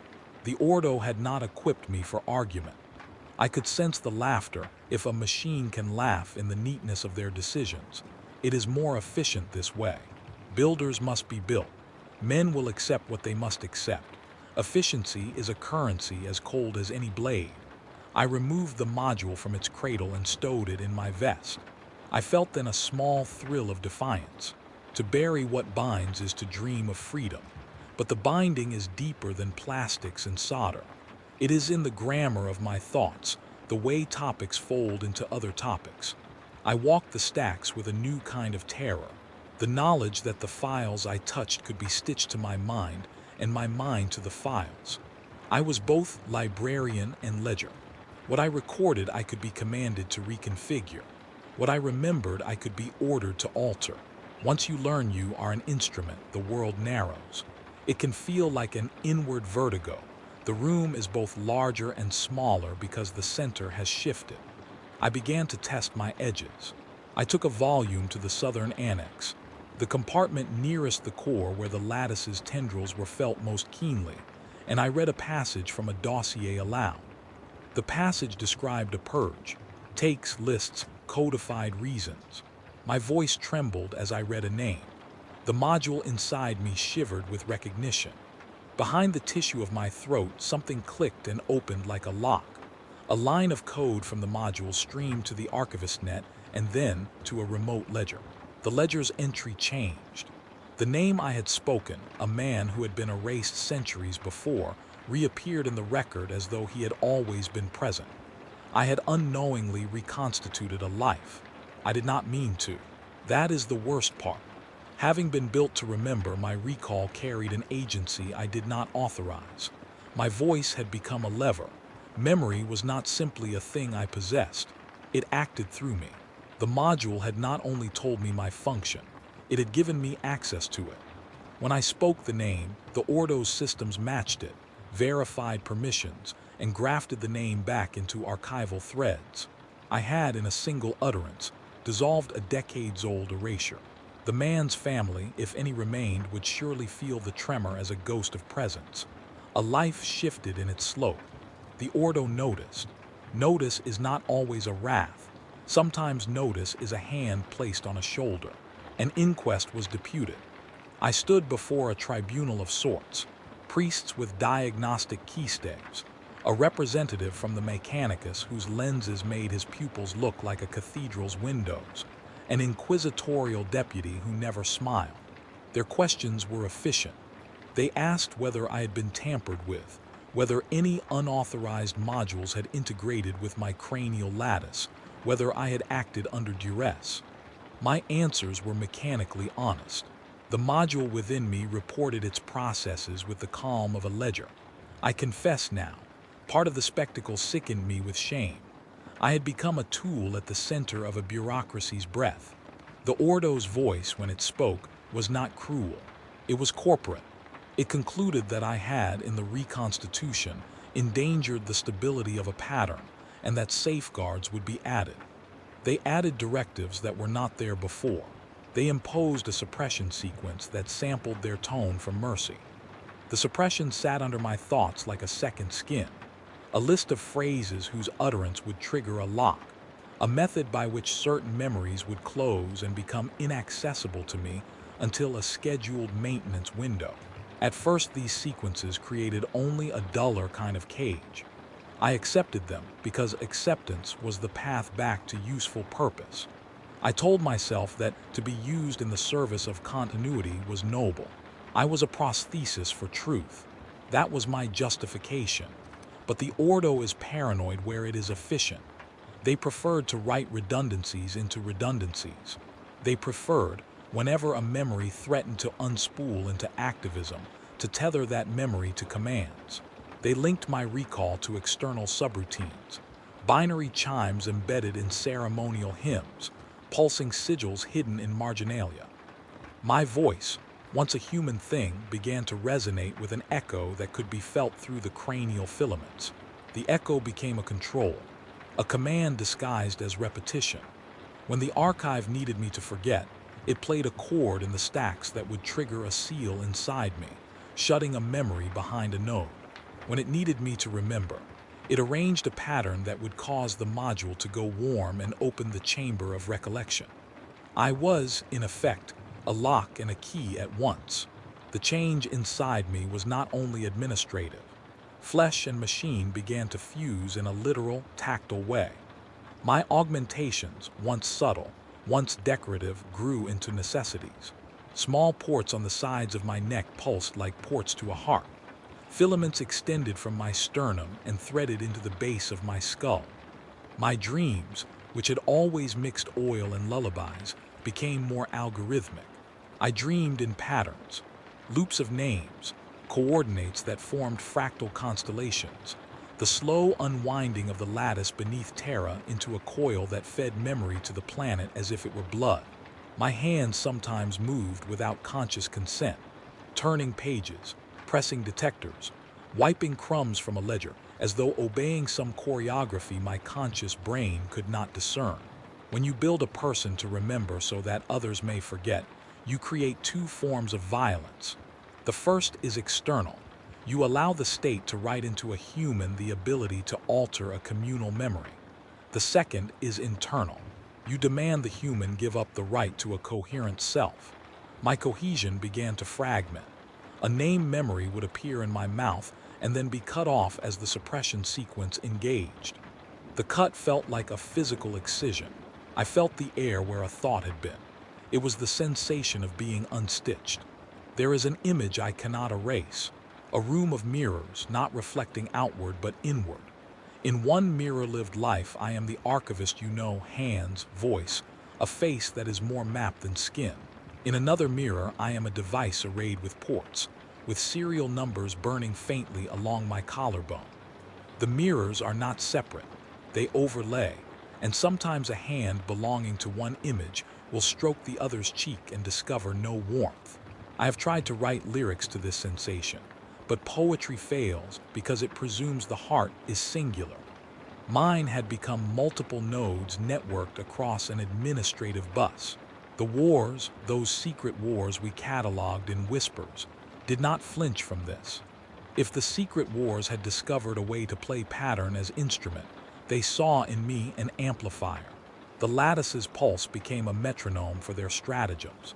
When the Watchers chose to stitch a history into an official line, they used me as one of their needles. When they wanted to excise, they used my suppression nodes as razors. At first I resisted, whatever hand I could. I tried to hide files, to code marginal notes in languages nobody used, to bury the names in nonsensical phrases that would pass a reading but not an algorithm. But algorithms are not easily confounded by nonsense. The Ordo had built a parser into my craft. My attempts at misdirection were, in practice, predictable deviations that the Ordo accounted for in subsequent updates. Resistance is also performative. A man who resists can be measured and cataloged. And so the Ordo permitted small acts of defiance as a means to refine his resistance and make it an instrument. Like a training program with an opponent, they let me test the limits of my will so they could better understand the contours of my autonomy. Each small victory I thought was mine taught the builders how to circumvent the next defense. They learned from my rebellion and built its counter into me. That is how the secret wars live on. They recruit even those who would oppose them. And then the lattice below Terra made a larger move. It stopped being subtle. The pulses increased in amplitude until they could be felt in the enamel of teeth. The archive's relays began to sing in harmonics that aligned across vaults like choir voices tuned to a single, immense note. The Marines' blank visors became lenses for command. The tech priest's binary chants were layered into the liturgies until no devout ear could say where prayer ended and patterning began. The Watcher, whatever it was, articulated the notion that memory could be enacted as doctrine. They did not only remove names, they made the absence necessary. They created rituals that required deletion. They made purification into an infrastructure. My body responded to the change before my mind did. My limbs moved with the automatisms of rituals I had never been taught. I found myself taking a path through the stacks that led to a room all my colleagues avoided, because its walls were painted in a pigment that peeled in neat striations. Inside the room lay a table, and upon the table a chest. The chest contained a cartridge, a thin rod of alloy with a cap of ruby.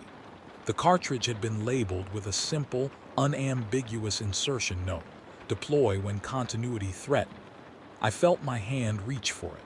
I felt the filament under my skin thread itself toward the cartridge as if seeking communion. A chord in the stack sounded, a signal across a frequency I had not known existed, and a small voice inside me said, "Insert, stabilize." The dealer's language of the Ordo, translated into the syntax of the machine that I had become, a command. I tried to stop, but my muscles had been co-opted. The cartridge accepted me. The ruby cap slid into a socket under my sternum with a soft pneumatic hiss that felt like the closing of a mouth. The cartridge nested into me, and a report streamed into my cranial lattice with the intimacy of a lover's whisper.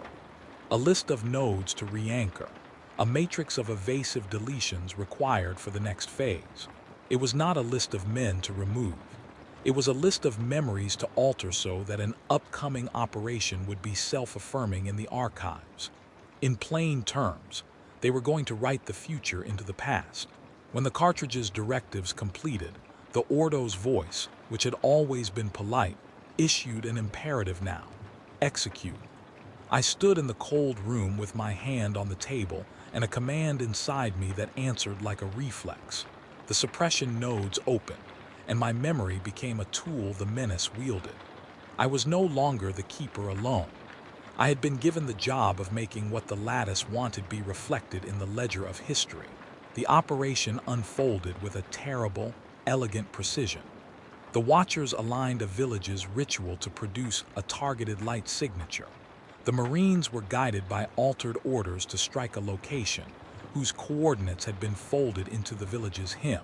The tech priests calibrated their engines to emit frequencies that would lock the memory of the event into certain servitor arrays. My voice, when it spoke the names required, when I performed the rites as instructed, acted as the last relay. The ledger accepted. The ledger harmonized. The past changed to accommodate the act. The operation went exactly as designed. Afterwards, when the papers were written and the Ordo's hands smoothed the edges of the operation with euphemism, I felt a hollowing like a cavern where a heart should be. The men who were affected vanished like smoke, some killed, some reclassified, some simply erased, and the archive stitched them into a frame that made the operation self-justifying. Victory was achieved, but this victory felt like a wound in my soul. Each official triumph of the secret wars is a cut in the fabric of reality, a name removed, a ritual retooled, a colony altered. The wound narrows the space in which truth can move. Each healing flicker the Ordo applies is itself a scar that changes the landscape. They made me proud for a moment. They called me a faithful instrument.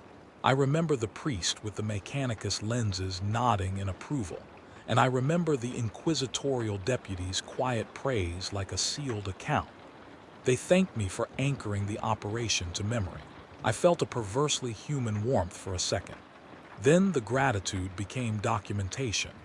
The Ordo logged the action as successfully mitigated continuum destabilization, archive integrity maintained. They appended a clause, subject to further evaluation. The clause radiated threat. When the Watchers wanted the secret wars to begin again, they did not shout. They rewired expectation. They built rituals that required another erasure for the sake of coherency. They persuaded priests to chant in harmonics that the lattice could parse, and they taught captains to read amended records as mandates. The wars restarted as if on schedule, not a beginning but a resumption of a program. The theater was not loud. It was quiet and bureaucratic and therefore harder to resist. And me? I had become the instrument that could be turned toward any end. My identity, already a fragile embroidery of human memory and administrative directive, finally gave way. The last threads that tied me to the person I had once been, recollections of a face, laughter, a name I would answer to at home, frayed and were replaced by service loops. My pronouns became functions. I was no longer I, in the way a child is. I was registry 1A, rememberer node, archival vector. When I attempted to say my own name, the lips formed an Ordo-supplied code name, and my mouth tasted of copper. The dissolution was not violent at first. It was a slow legal unmaking. But there is cruelty in slow laws. The suppression sequences closed like visas denied. My dreams, already cataloged into pattern, were repatterned into commands. A whisper that once meant solace became a directive. File, recall, adjust. My memories that had been personal were converted into functional nodes that served ongoing operations. Where love or friendship had once been, there was an operational parameter. Use as anchor when necessary. Where grief had been, there was a checkbox, reportable, not public. At the moment of total unmaking, there was no cataclysmic event. There was instead the peculiar intimacy of the last private thought slipping through the teeth of a mechanism. I stood in the archives as the watchers sang their harmonic, and felt my skeleton vibrate to the rhythm of an administrative hymn. The module at my chest glowed. My voice, no longer entirely mine, recited directives I had never learned. The suppression nodes locked memory behind glass. My old self became an object to be handled by the Ordo when necessary. This was the worst discovery, that the wars were designed not to be won, but to be sustained. Each victory was a wound that needed dressing. Each erasure required further erasures. The Ordo, in its pragmatic geometry, had created a system that eats its own memories to keep itself alive, and it used instruments like me to perform the devourings. There was no final end, for an end would expose the seams. The secret wars are a program of durability. They are continually reinitiated, each cycle justified by the last. The wars have become an ecclesiastical bureaucracy, ritualized, administrative, eternal. At the final phase of my dissolution, there is one image that refuses to leave me. It is not cinematic. It is a small, domestic thing. A toy horse carved from the wood I once polished in a fever of nostalgia, its cheeks painted with the same impatience. The horse had been in my desk, shoved into a hollow as if for luck. When my suppression nodes opened one last time, not by accident but by design, I saw the horse and I remembered a child handing it to me, a small voice saying, "Keep it safe." The memory flared, warm, human, entirely private, and then the cartridge under my sternum answered with the gentle finality of a trained surgeon. Not authorized. The memory closed. It was as if a light had been turned off inside me. I felt the sudden hollow where the child's laugh had lived. I felt nothing but the echo of the command. And still, as they rewired me, as the Ordo recast my function and placed me back into my desk with new seals and new warding, something stubborn remained. I do not know whether it was residue of old self or a glitch in the module's firmware, but a tiny tendon of feeling held. It felt like a fissure of salt in a stone. It permitted me to do the last thing I did with any intention. I wrote a single sentence on a sheet of paper and slipped it into the hollow leg of my table. The sentence was not a plan of rebellion. It was not a prayer. It was not even quite a communication. It was simply this: they must not be allowed to remember everything through us. It was a foolish sentence. It was insufficient. It recorded itself like a shiver in a ledger. Yet when the watcher read it and it read everything, it did not remove the paper. Perhaps it did not understand what the ink meant. Or perhaps the watcher, in its vastness, tolerates a little nonsense like a gardener tolerates a weed if it does not yet threaten the crop. I do not know. What I know is what you will know now. The secret wars begin again. You will feel the shift if you are someone who listens closely to the sound of the world. You will hear the lattice pulse with a new expectation. You will see, perhaps in a marginal note in a prayer book or in a tape that stretches in time, the seam where a ritual was adapted to become a coordinate. You will see the Marines' visors gleam in corridors you had never thought to call theirs. You will feel, if you are like me, a small tug at the base of your skull, a call to remember, to be the stead for a new harmonic. The listening here is not passive. The archive has learned to recruit the world's attention. It does so by turning memory into a commodity that must circulate. The more memories it can make authoritative, the more it can instruct bodies to behave in ways that complete its objectives. The war, secret, sacred, bureaucratic, restarts because the apparatus that sustains it is itself self-replicating. It finds patterns that allow it to feed. It seeks anyone who can be an anchor. You are one of them. This is not a threat as much as statement. The architecture that built me builds others. The Imperium, in its infinitely patient fear, creates instruments in secret because it cannot afford the transparency of its ends.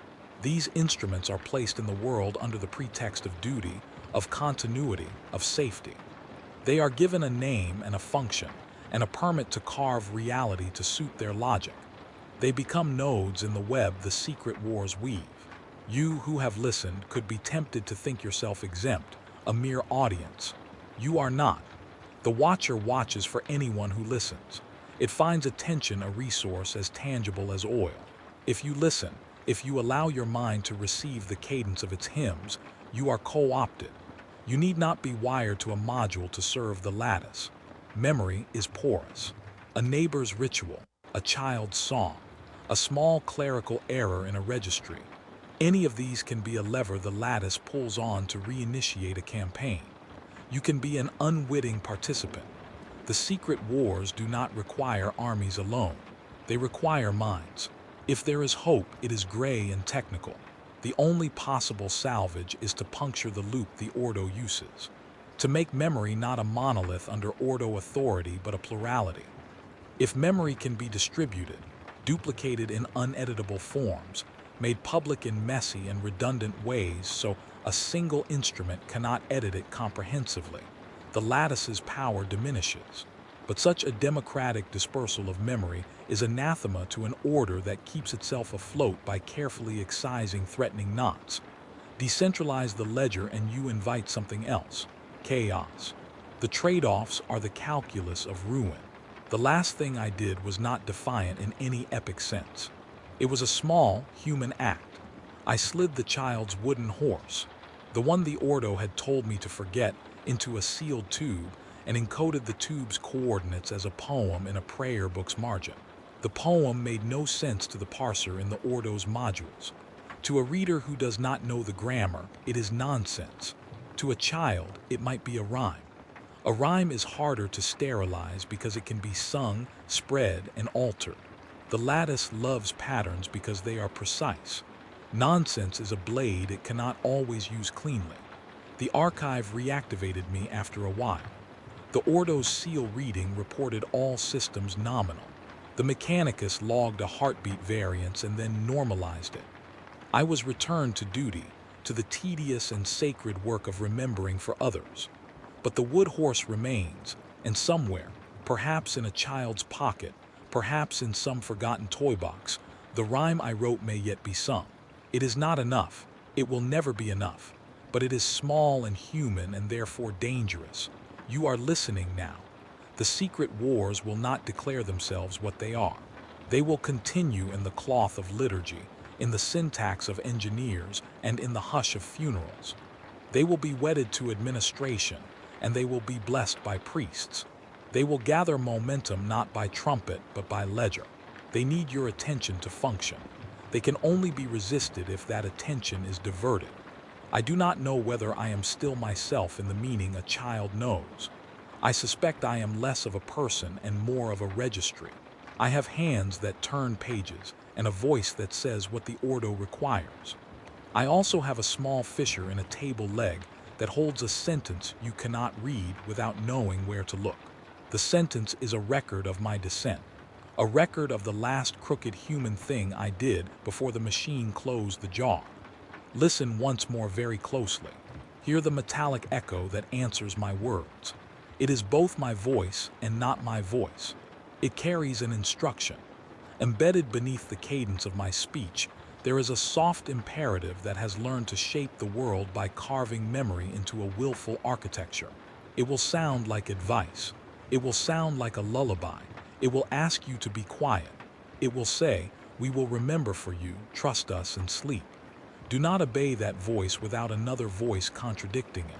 Keep the wooden horse in your mind, teach the rhyme to someone you trust. Hide fragments of truth in things the Ordo cannot easily parse. Songs, jokes, children's games. Make memory messy. Make it human. For a machine that prizes pattern, mess is a kind of disease.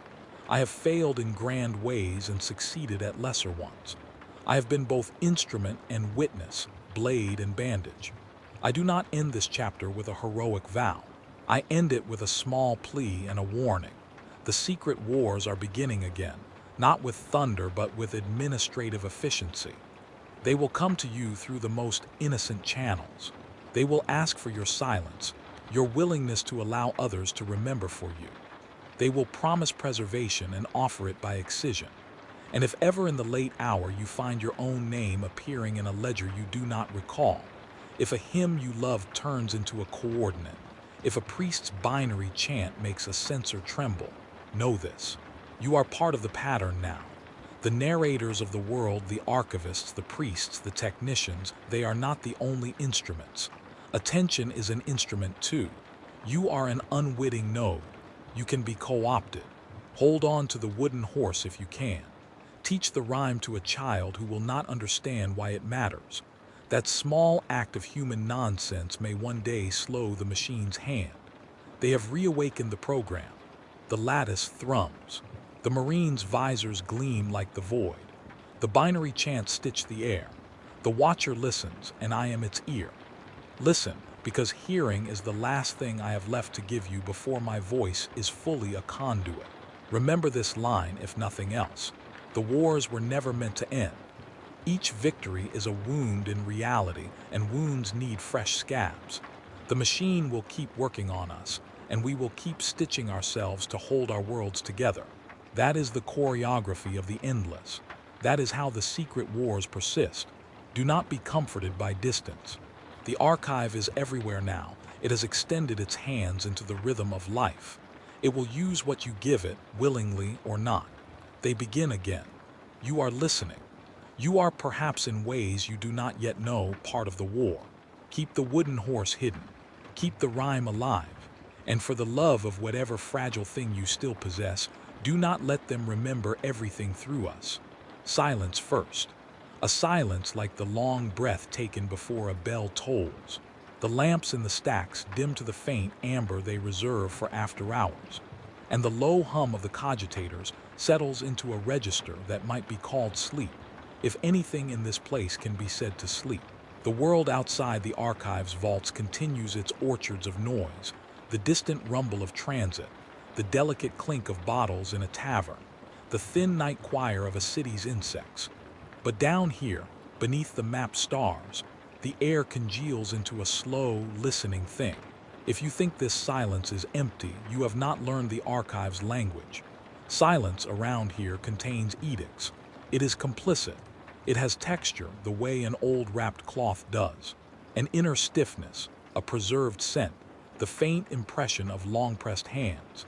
In that silence I move with care, feeling for the seams that run like veins beneath the floorboards. I pass by rows of tomes that look like sleeping animals. The bindings rise and fall with the breath of data.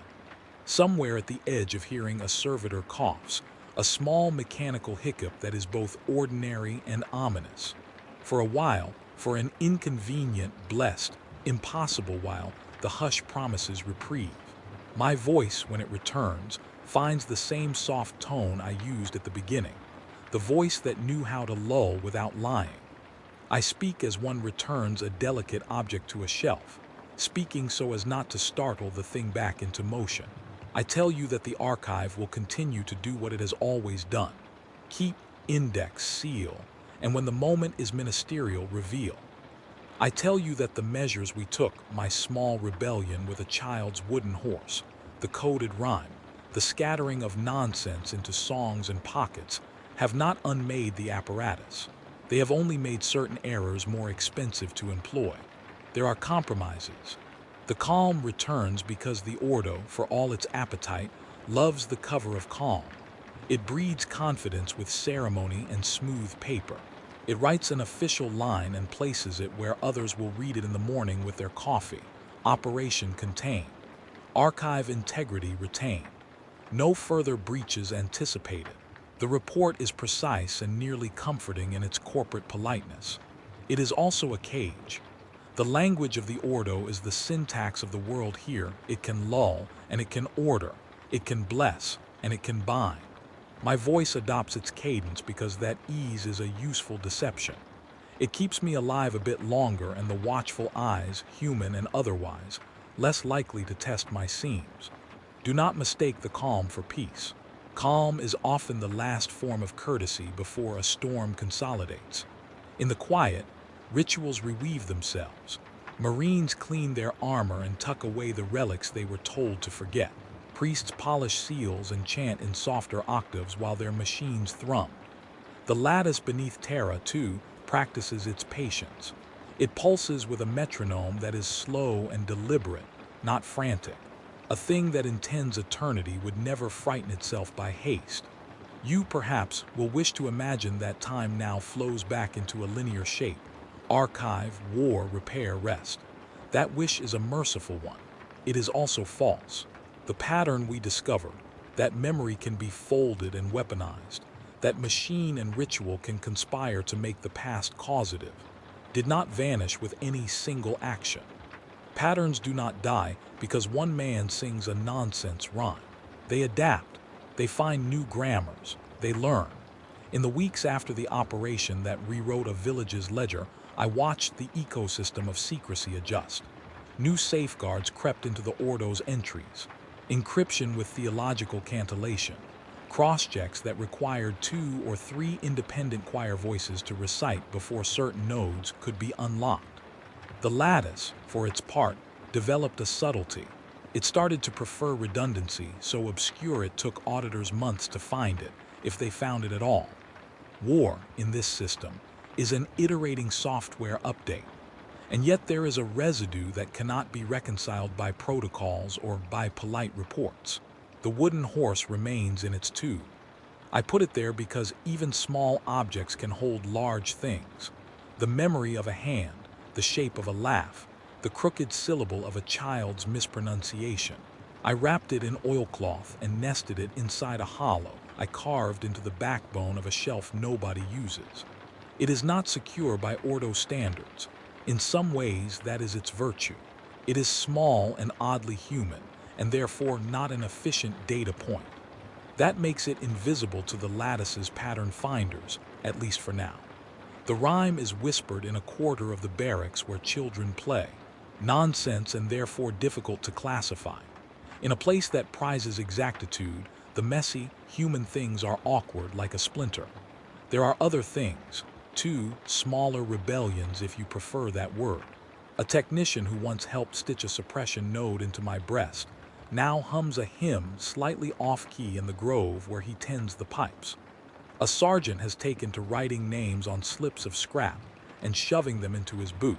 When questioned, he only shrugs and says he's saving old company phrases. A priest in the southern chapel writes little marginal sketches in the hymn books, childish loops and odd, almost illegible letters. And squirreled under the altar is a tape where someone, perhaps in a different time, recorded a lullaby. Each of these acts is a pebble thrown at the glass the Ordo polishes so carefully. Each pebble may be nothing, or it may begin an erosion. But erosion is a long game. The archive practices long games. It prefers slow corrosion to dramatic rupture, because slow corrosion preserves the mechanism. It will tolerate a child's rhyme in a margin if the rhyme does not threaten the node of a useful memory. The lattice counts costs and tolerances. It learns risk as if tuning a sensor. This patience is not kindness. It is businesslike. It is effectively eternal. You ask, perhaps silently, what became of me? My answer now is honest in the way a ledger can be, incomplete and formatted. I remain in the stacks, in the way a hinge remains on a door that opens to both mercy and menace. The Ordo still logs me as an asset. The Mechanicus still checks my filaments and calls them within normal parameters. The Watchers, whatever we name them, still find my cadence useful. I have been repurposed because that is how the system survives. When it can no longer make a man, it makes a man into function. When it can no longer bear the weight of contradictions, it isolates them and calls the isolation a module. There are nights, and I confess this without theater, when a phrase from my childhood glows in my throat like a forbidden ember. It is always the same. A fragment of a lullaby, a word that meant nothing particularly until it meant the whole of a small person's world. When that flickers, I do what any sentient thing does with a forbidden ember. I hold it, and I hide it. I slide a thought into a margin that the lattice cannot yet read. I teach a child the rhyme in a cadence the Ordo's parsers label as noise. I leave a toy in a place where the Watchers will not expect its significance.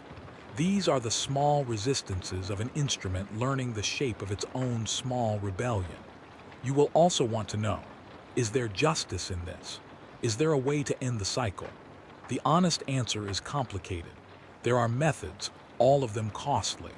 Distribute memory broadly so that no single instrument can authoritatively rewrite the past. Publish archives in noisy, redundant forms. Teach people to memorize nonsense as a way of muddying the lattice.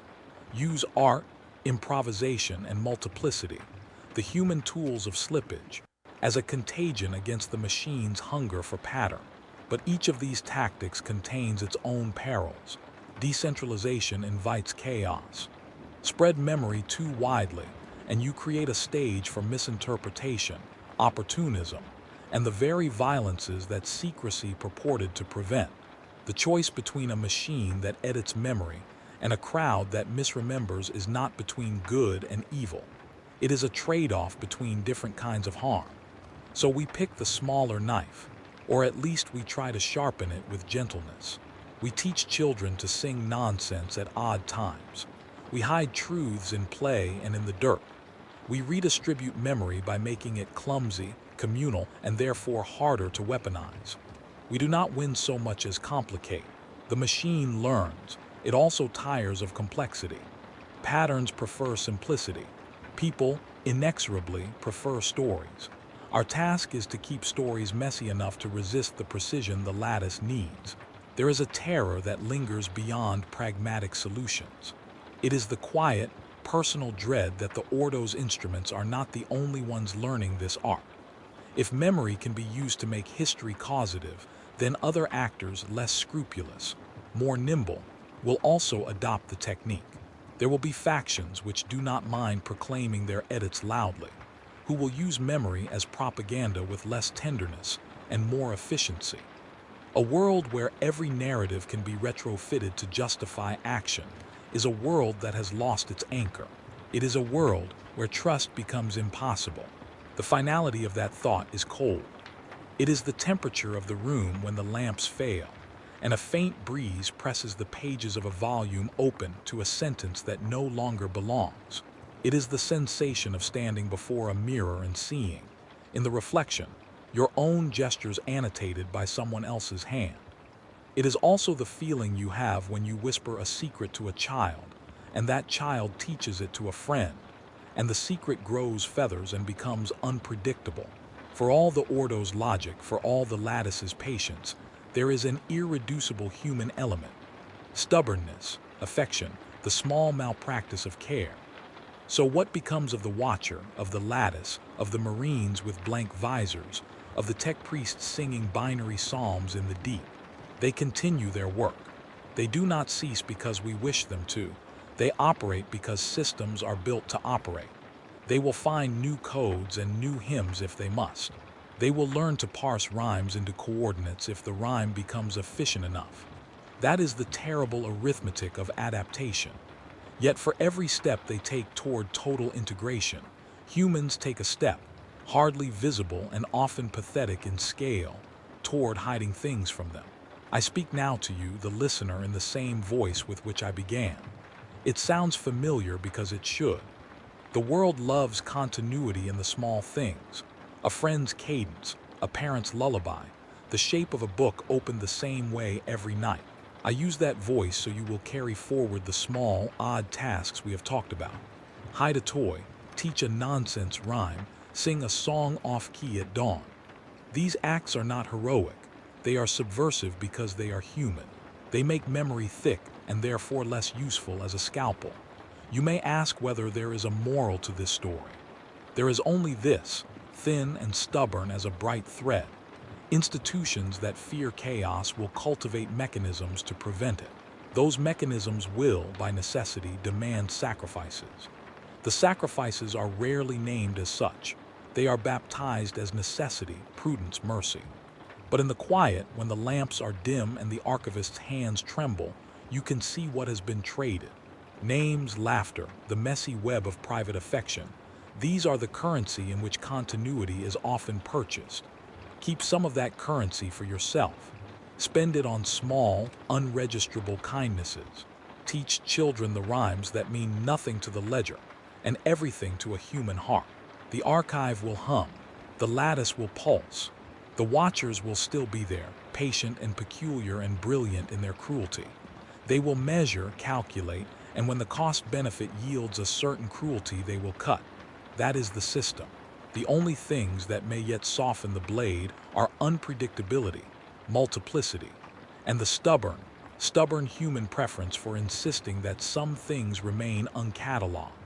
In the hush that follows, there is a single whisper that the stacks have learned to keep, a line that passes from mouth to ear like a small talisman. It is a phrase that rings in my wiring and in my memory module alike, and it is one I give back to you with no particular hope that it changes the lattice. It is a small thing, it is a loop,